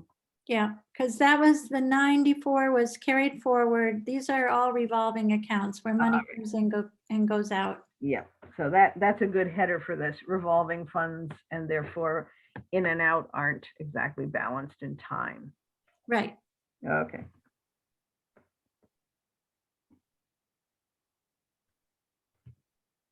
What, has the final budget for FY21 been complete? No, it hasn't. I have till the end of September before she's going to close it out. I've been trying to, we have a problem with a chapter 90 paperwork that when the old District 2 person left in February, there's one document that's missing that we have to try to get processed before the end of September, or they'll take the money from free cash. So we're trying to resolve this chapter 90 issue.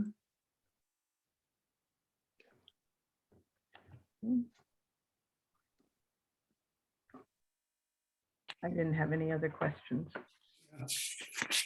Anybody else see anything that stood out? This is what I think the most recent version we have is what we put up at our last meeting. And yesterday I got a new one, but after all the flack I got for sending it the day of a meeting, I held it. I didn't want anybody upset. They hadn't had a chance to look it over. This one is not a whole lot different than the one you just looked at. So I'll send it out now and everybody will have time to look it over. Okay, maybe to that point, Becky, was there anything there that you see that we should be aware of or that stood out to you? No, things, there was one, no, I talked to you last time about, no, everything seems okay.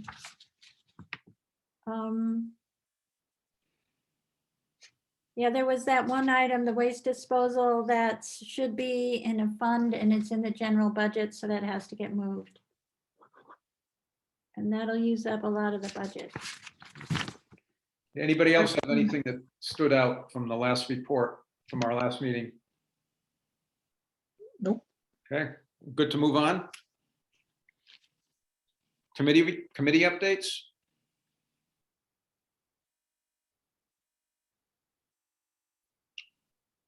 Jim?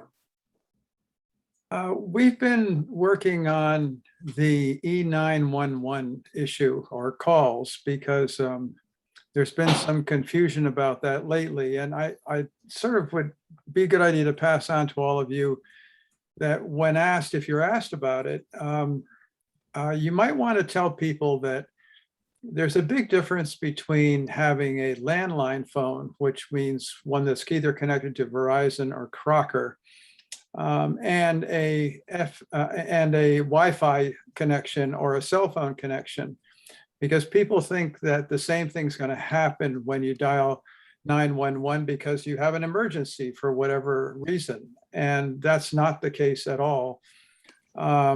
We've asked Crocker to check to be sure that if someone using a Crocker phone or even a Verizon phone dials 911, that it goes directly to Shelburne Dispatch. And when they answer the phone, they not only hear your voice, but they also see at the same time your street address listed. So you don't have to, they may ask you to confirm it to be sure that you're calling from that particular location. But that's one of the big advantages of using, the MLP's Crocker landline service, is because E911 works very specifically in that way. But Wi-Fi calling is a whole different matter, and people are thinking that the same thing happens, but it doesn't, because you sort of go to a general dispatch somewhere in the ether, and then it takes a little while for them to figure out that maybe you should be routed to a Shelburne Dispatch, and some confusion results. But anyway, we've been working on this, and we have had Crocker vigorously check to be sure that everybody with a Crocker connection has this tag, this very specific address tag attached to their phone number, so that if they ever use a 911, a Shelburne Dispatch will know immediately that what your street address is. And that's really important, especially if you're having a heart attack or something horrible is happening, because that information, that essential information, will be there, and then they'll take it from there. So that's something we've been chewing on lately, and it's a big deal, I think, important. Any questions about it? Will there be cost affiliated to this in any way? No, that's a part of the service that you get when you're connected to to Crocker. And people don't, they use the cell phones and Wi-Fi calling and everything. I mean, it's such a mismatch of things. People don't realize that there is a fundamental difference between the various different phone services that one can subscribe to. But it's not, no, that comes with Crocker service. And I might add with Verizon, if you still have your Verizon telephone, and I can only think of one person in Shutesbury who does right now, the same thing would go into effect. There's also some interest. We're following the stir not shaken. Sounds like something from James Bond, having to do with robocalls, and that's kind of a mess as well. The FCC asked all ISPs to be able to make use of stir shaken technology to eliminate robocalls, but the robocall people are pretty smart and they figured out how to get around it. So we're sort of in the same position we were beforehand, and we don't have any control over that whatsoever. And that's, but it's part of the ongoing battle that takes place even behind your telephone. Okay. All right, Susie. School committee met last week, and it's hard to have the year starting up again with a spike in COVID. So they have a lot to deal with. in terms of school choice, they understand that a policy needs to be drawn up. Different people spoke about it's not meant to offset the regular budget. They want to be prudent and use school choice money for expenses that won't be reoccurring since the revenue is not a constant stream. They have questions for themselves to answer, how much to keep on hand. Right now,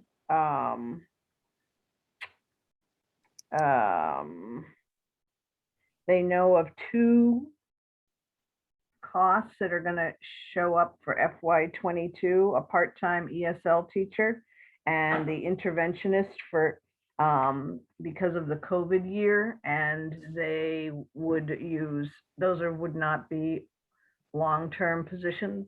So they think they will be using school choice money for that, but they also will be working on creating the policy that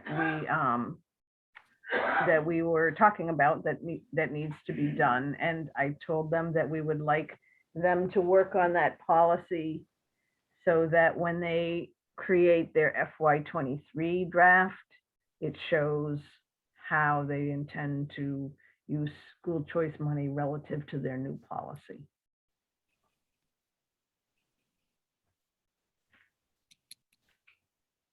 Okay. Thanks, Susie. Yeah. Anything on personnel board or? One of these days, we're gonna meet. I think tomorrow, actually, right? No, the 30th, George. Oh, that's right. Okay, the 30th. Let me write that down. Yeah, because tomorrow's the police study group. Right. And it's gonna be 6:15. How about capital planning? AJ, anything? No, Haven't no met meetings, yet. no recent meetings there? No. Okay. I think that's all we had for committees. I did miss one item here. We were on the agenda was to review the budget request letter that Becky would be sending out, or we would, as a finance committee, would be sending out to the departments for the annual budget process. Let me see if I can bring up last year's and see if you want any changes. Sorry about that.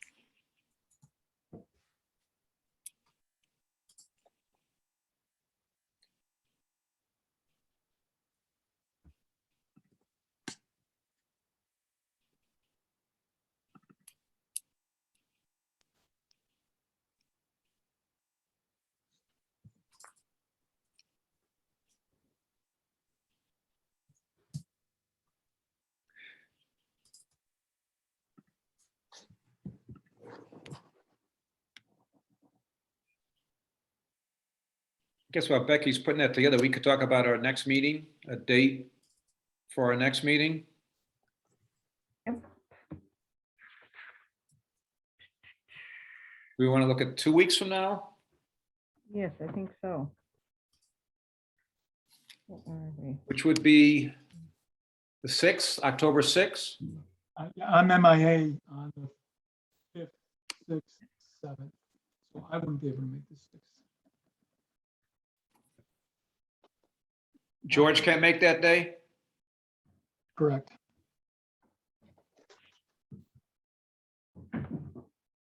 Here without me. And Yeah.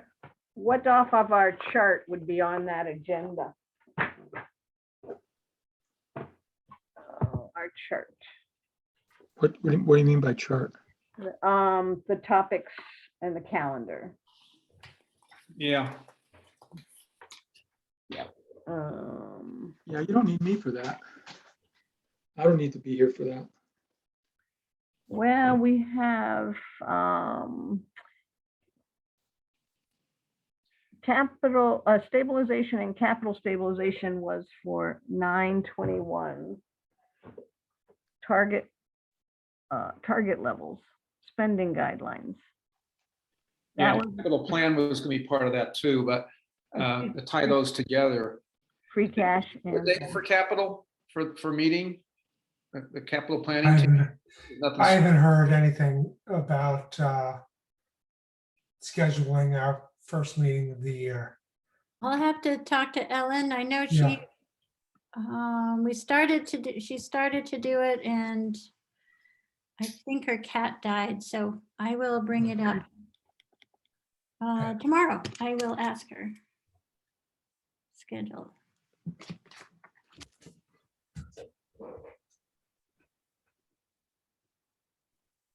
Okay, so can everybody see last year's Mhm. request?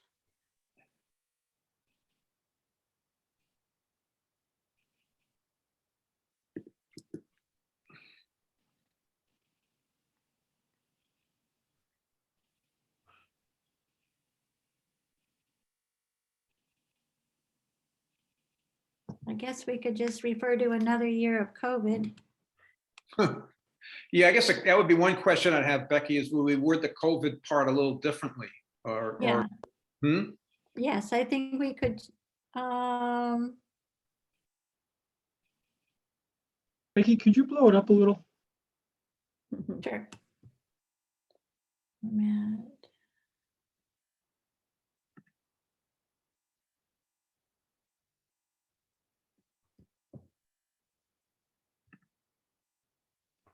Thanks.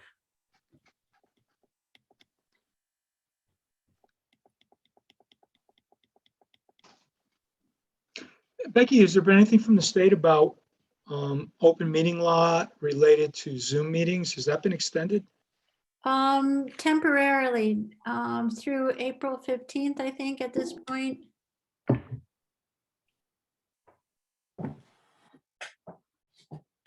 Yeah, we were moving towards hybrid meetings or in-person meetings, the select board was, but number one, the police study committee, 3 out of 8 people are not even comfortable being physically part of the meetings. And then to have them, interactive with the public and in person requires more, more equipment and we haven't had one that's completely smooth yet. So I think that's going to be the way of the future, but we need new equipment.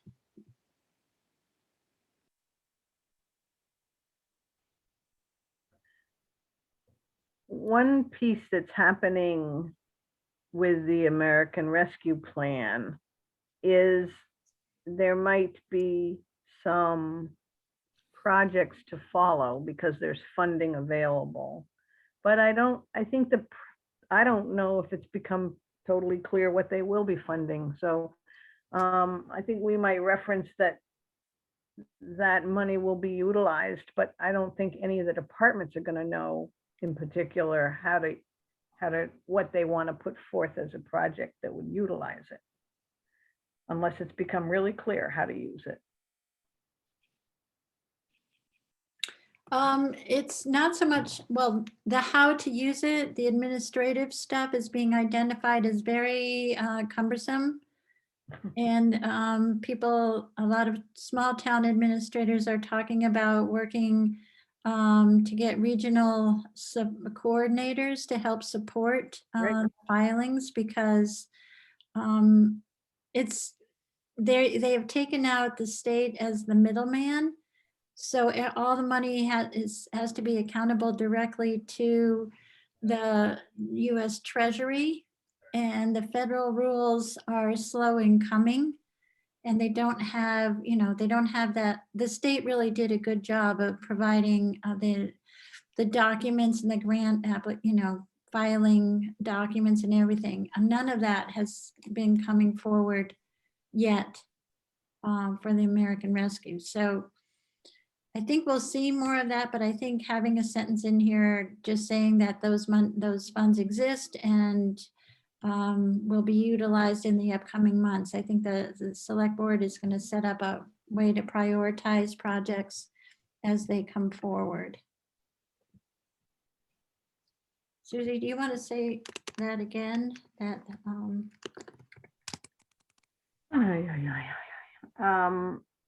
That the American Rescue Plan will provide funds, but how to implement it is unclear. And so I'm trying to say it's not really going to come from the departments because they won't even know what's allowable. well, I think we can give guidance on that. It's Okay. just that water infrastructure is allowable. We don't have a Department of Water Right. respond to that. So it won't be as direct department generated. Right. Well, do we want to include this as a question that's part of the form? Because, we ask about like anticipated capital needs. Do we want to add a question to the form that is, are there, potential projects to utilize American Rescue Plan funds or something like that? I mean, is one of the goals of this budget form is to get ideas for projects from the departments? If the answer to that is no, then I would suggest just not even addressing it in the letter, because it's not something that we want them. If it's not something we want them to be thinking about in the context of providing this information to us, then why bring it up? Is there any chance that like the fire department or public health would have heard about something that they could begin to try to act on, or no? There's very little in ways of you can't buy I guess you could buy a big old fire truck with it, but it's discouraged. I think any vehicles have been discouraged. You can't pay existing debt with it. But you can supposedly it's wide open to a lot of things, but you can't buy vehicles with it. So who in our town is looking at the American Rescue Plan Um, and what its constraints are in determining what we can do? And I assume that those people are talking to department heads who might be affected.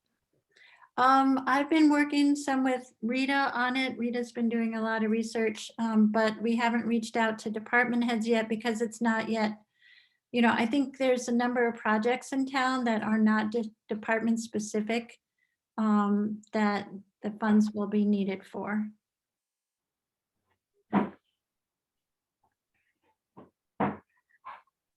I guess I thought of putting a sentence in there just to let departments know that it's being thought about. We're not oblivious. Right. So I'm happy with that paragraph. Yeah, I think it would be good to have the departments thinking about Yeah. possible areas where this rescue plan can have some impact. And remember, department heads ask for things and the finance committee determines how we're going to finance those things. If it's capital, how we're going to finance it.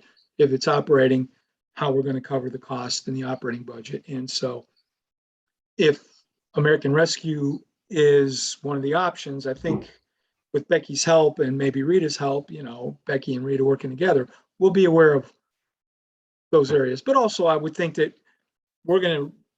the COVID stuff is going to jump right off the page. Capital items will be obvious to us. And if there's a big jump in somebody's operating budget, we're meeting with them and we're asking. If they say, yeah, I got to do this because of COVID, that's our opportunity to say, what does the American Rescue Plan say about that? Will they cover it? So I'm fine with this. Yeah. Short, I story think- long. Yeah, I think before we go much farther down, that first paragraph, isn't some of that language, especially those last couple of sentences, aren't those, Stale. yeah. Yeah. Yeah, I might just keep the first two sentences and drop the rest of that paragraph or, yeah, or after the sentence that you're writing now, Becky. yeah, and do we, yeah, I mean, even above that, great uncertainty, I mean, I guess you'd keep it there. Continued uncertainty. Yeah, yeah, maybe, because I don't think we're at the same level we were a year ago from an uncertainty perspective. But yeah. Yeah. Can we get rid of these two paragraphs? Yeah, go up to that one sentence paragraph. That needs to get zapped. The state has, no, down. Oh, the state has not even set their budget for this year. That paragraph. We don't need that.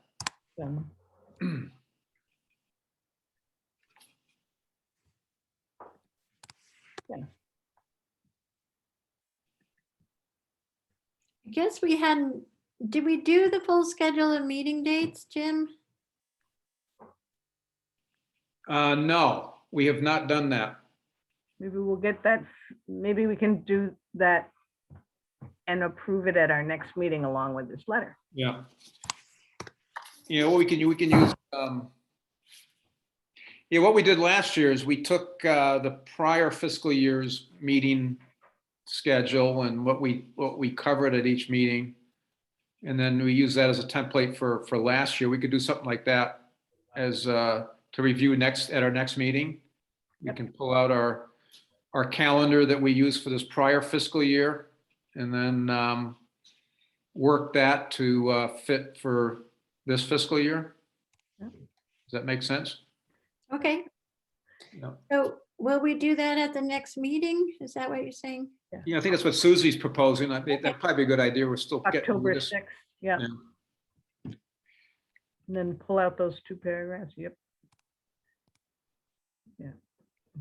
Oh, good, it's on to one page now. We like that. Yeah, the other question I had, yeah, if we go down to I guess it's the third paragraph. We are asking you to present a level service budget for your department this year. Annual town meeting continues to support the services provided for in the budget with this caveat. This is our starting point. I guess we really haven't talked about this. What's the current committee's thinking on this topic? Is the last sentence needed or? Well, I think the whole thing, are we, is level service budget, is that something Susie? I feel like departments came in last year with very considered budgets. And I feel like they were meeting the level services criteria. And the budget increased very little. So I feel like we should stick with that. And that last sentence is a little bit to satisfy people who want to consider cuts, but it says it in a way that is not demanding a cut budget. And I don't believe we should demand a cut budget. And I actually think there's still uncertainty in the world because of COVID. So it's really hard to project what else could happen, how else you could do things when there's unknowns. One thing, we are asking you to present a level service budget, but the reality is department heads are trying to think ahead of what they have to spend money on. And they may not be able to provide a level service budget because something changed in their department. And, you know, I don't even know what that is, but if they think they need more money for some reason, I'd like to hear about it. And if they give us a budget, it's the same as last year, but they got this big problem going on, we kind of want to be engaged in that conversation with them. So, you know, I don't know if this is really a good thing to say. I mean, I think we probably should leave it because it's what everybody's used to. And I assume that if we have a department head who wants to increase their budget, they're going to say, hey, listen, I need another person because now I'm responsible for something new because of a state regulation. But when we say something like this, I just feel like we're forcing people not to tell us things that maybe we should know about. Do you think in the paragraph that starts with attached is the FY23 form, that when it goes on and says make notes of changes that will cause a significant increase or decrease from your FY23 budget, that's enough of an open door? Well, I make note of changes that cause a significant increase. We told them not to put a significant increase in there if it's a change in service. So, you know, I actually see those two sentences as being contradictory. But it does say that you could make note of changes that will cause a significant increase. It does, I'll make note of changes, not necessarily put them in the budget you're presenting. right. Something that. Oh, so make note of changes that are not included, that you have not funded or you have not budgeted for? Will cause a significant increase or decrease from your, well, that should be FY22 budget. Yeah. Right? That, Make note of any Something- potential changes that may cause a significant increase or decrease. yeah. Yeah, I think that's fine. Mhm. This is more a theoretical thing I'm throwing out. We don't have any new department heads who have no guidance. And we can pretty much predict their behavior for most of them. We know what kind of, you know, how they present budgets. We know everybody's style. But if somebody has something weird going on, like I said, if there was a regulation that required the fire department to do something differently, we certainly want to become aware of it. And I'm sure the fire chief will make us aware of it regardless of what we write in here, by the way. Mhm. Do we remember when this went out last year? Say that again, AJ? Do we know when this went out last year? Right about this time? Yeah, at the beginning of Maybe a October. little bit later, or, It was about October 1. yeah. Yeah, typically we send it out early October and then our meetings start right in November or maybe even 1 or 2 at the very end of October. So I guess the point is, you know, if we meet on the 6th and finalize this then, along with the calendar, does anybody see a problem with asking them to submit their budgets by the end of October again, or is that sufficient time? Well, I Like think the 3 question goes, I would ask Becky the question. Becky, your department, the department managers pretty much know this is coming, right? Yeah, and the folks that have issues will let us know. Like if the police chief or sergeant is swamped with the police study committee or something, she'll say, you know, I'm gonna need another week or 2, just for example. And then we can adjust the calendar. Typically, a lot, like Walter usually does it, he likes to just present it to everybody at the meeting, and I keep trying to get them to send it to me first, but Walter's kind of set in his ways. Yeah, I thought last year we worked pretty aggressively to make sure we had these documents pretty well in advance of the meeting. We did, Mhm. but I don't think it worked for Walter. Yeah. But I think we need to push for that because otherwise I don't think we can be properly prepared to cover each of these sessions without having this information in advance. I guess, Jim, I would disagree just because most of the department heads have not changed their requests and have submitted level funded budgets for years and years. I think Mary Ann's is the one that is a little more complicated just because of all her funding sources. But for the most part, if most everybody has seen these budgets at least 5 times and they have changed very little. That's my only reason for not agreeing that having them a week in advance would make any difference to anyone. But we are doing that because it's. been Why do the requested. process then? If it's going to crank out the same thing every year, why do this? Because they have to confirm it and they do make changes and it's the responsibility of the finance committee.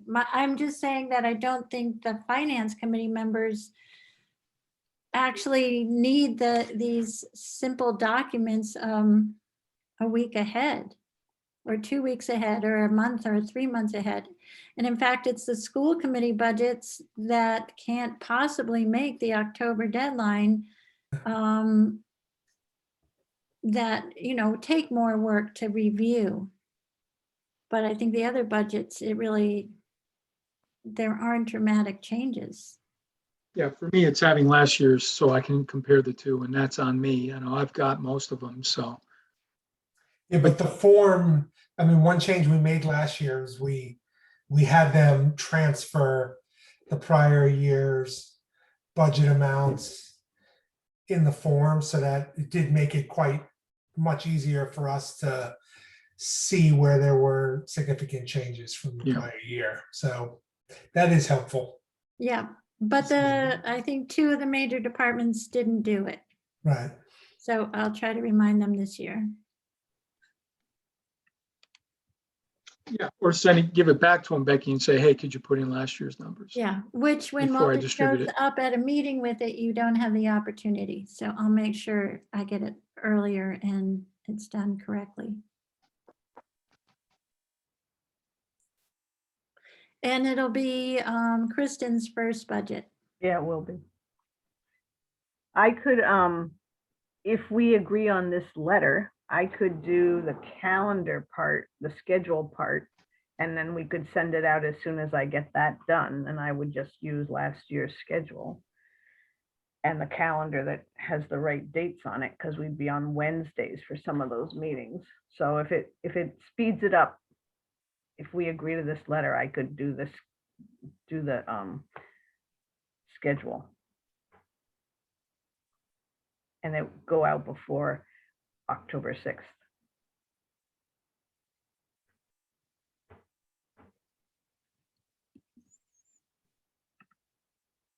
That'd be great. Yeah, Are you gonna, so I guess we should just clarify, we're doing Wednesday meetings through the end of the calendar year, right? And then potentially starting January, would we revert back to Tuesday meetings or? My class ends on the 7th, so we could go back to Tuesdays, early January or Like early December. mid-December, yeah. Great. We're at the end of September already. That's only really 2 months. It's Yeah. not that big of an inconvenience. It's not an inconvenience. Melody, did you say December 7th it ends? Yep. So Susie, you'd be able to factor that in, so. December 7th?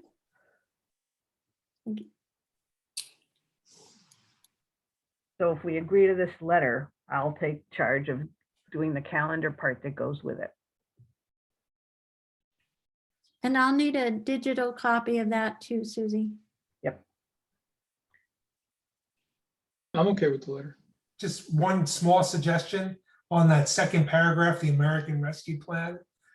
If that last sentence, I think it should read, if you have specific project ideas for which these funds may be eligible, like. Yeah. They're not gonna know for sure, because we don't know for sure. Good idea. Yeah.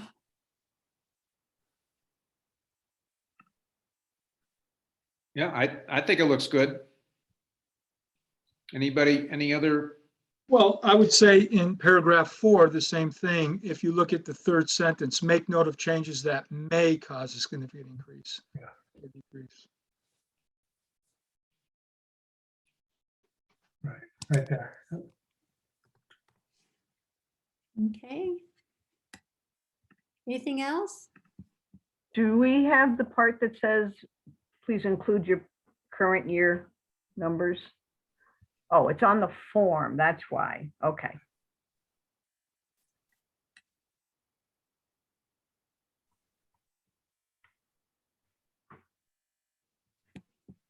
So Becky, if you send me Maybe this, we should put a sentence here to say that too, though. yeah, that's a good idea. Yeah. Arm.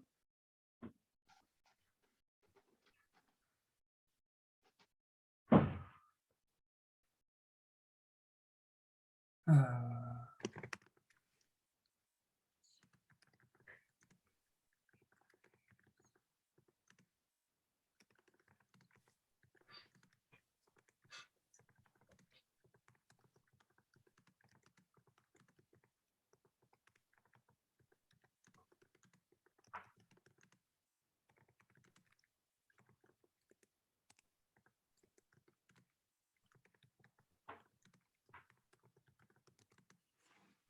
I would just, instead of submitted, to be included, or maybe include last year's.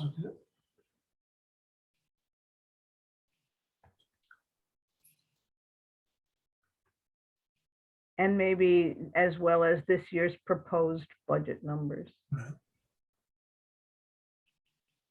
Proposed budget amounts. Mhm.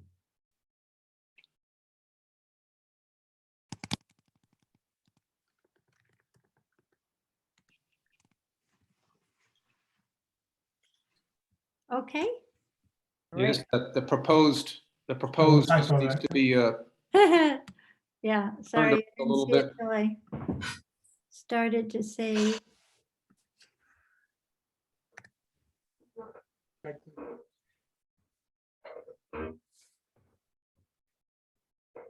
oh, a little too many of those. Do we need to Right. vote on this, or can we just, Voting would be great. all right, so I'll make a motion to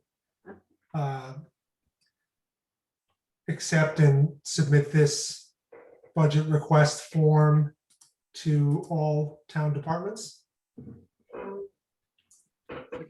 Second, Any other comments or further discussion? You vote, George? Have a side. Here I. Hemingway, aye. Dashu, aye. Mosier, aye. Walton, aye. So, All right. so Becky, you can send me this draft and I'll find the rest of the stuff. Can you send it to me too, Becky, and I'll just attach it Okay. to the minutes? And Susie, I'm responsible for getting it out to everybody, so I need your stuff back. Yeah. If I can keep it in the FinCom folder and everything. Okay. Does everybody want a copy or just two people? Please, It'll be- yeah, I'd like to have one for the record.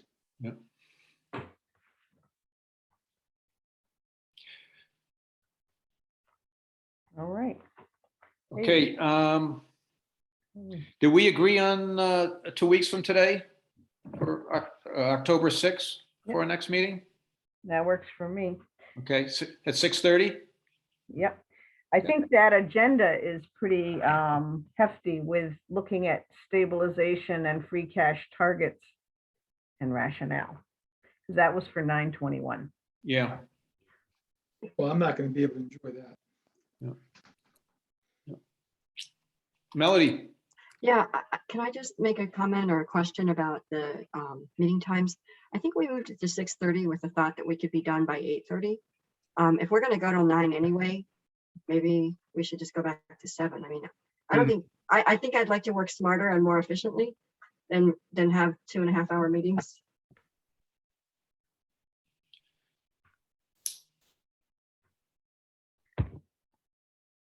I feel like the I think Jim's information frozen. is a lot. Huh?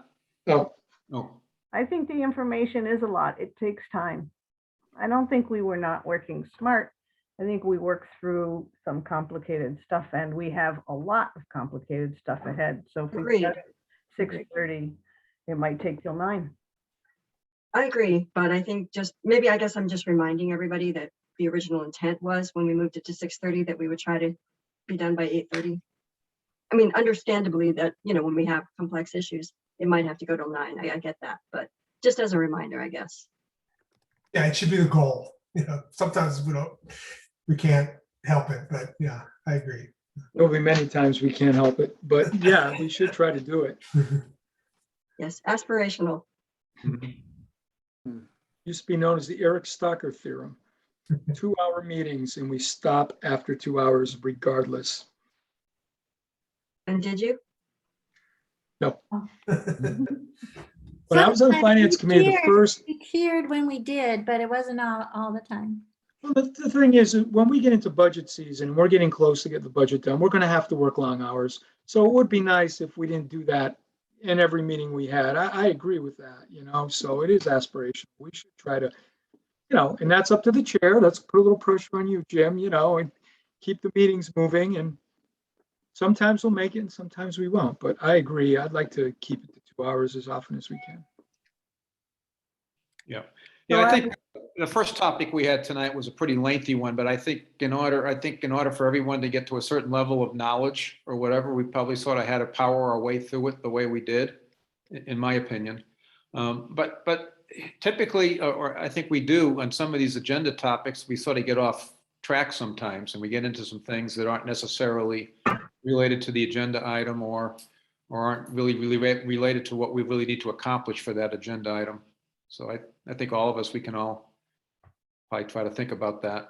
I'm not suggesting that we do this, but I certainly have experience with other kind of boards and groups where there are time allocations in the agenda itself. So I don't know if that necessarily makes sense for us, but that that's something that we could, in theory, start to do. When we put out the agenda, we could have an allocation of, and of course, again, we're not going to stick to it, but at least it would give us some, goal of how we're going to get through the meeting in 2 hours. And so that's a thought. Susie? I think tonight's meeting had a lot of information and it wasn't contentious. We weren't arguing. I think arguing can be kept to a minimum sometimes. Yeah. And if I read the chart right, we have a big meeting coming up on October 6th, a big agenda, which has a lot of controversy. It might be okay to say, okay, well, we hear the controversy and then figure out a strategy to resolve it other than staying late. But tonight it wasn't, it was information. And it takes me a lot to understand it. And, we do not delay. So that's my opinion. I think it was right at 8:30 that Jim realized the budget request hadn't been dealt with, and we could have not done it, but I really appreciate the fact that the departments will have it sooner. So thank you for doing that. And the other thing is, how about we adjourn now? Because we just spent 10 minutes on this conversation. Make a motion and we adjourn. I'll second that. Arvanitis, aye. Chartier, aye. Everywhere. Gosh, you, aye. Mosier, aye. Walton, aye. See you October 6th. Good night, everyone. All right. Good night, thank you. Good Good night. All have a nice evening. You too. night.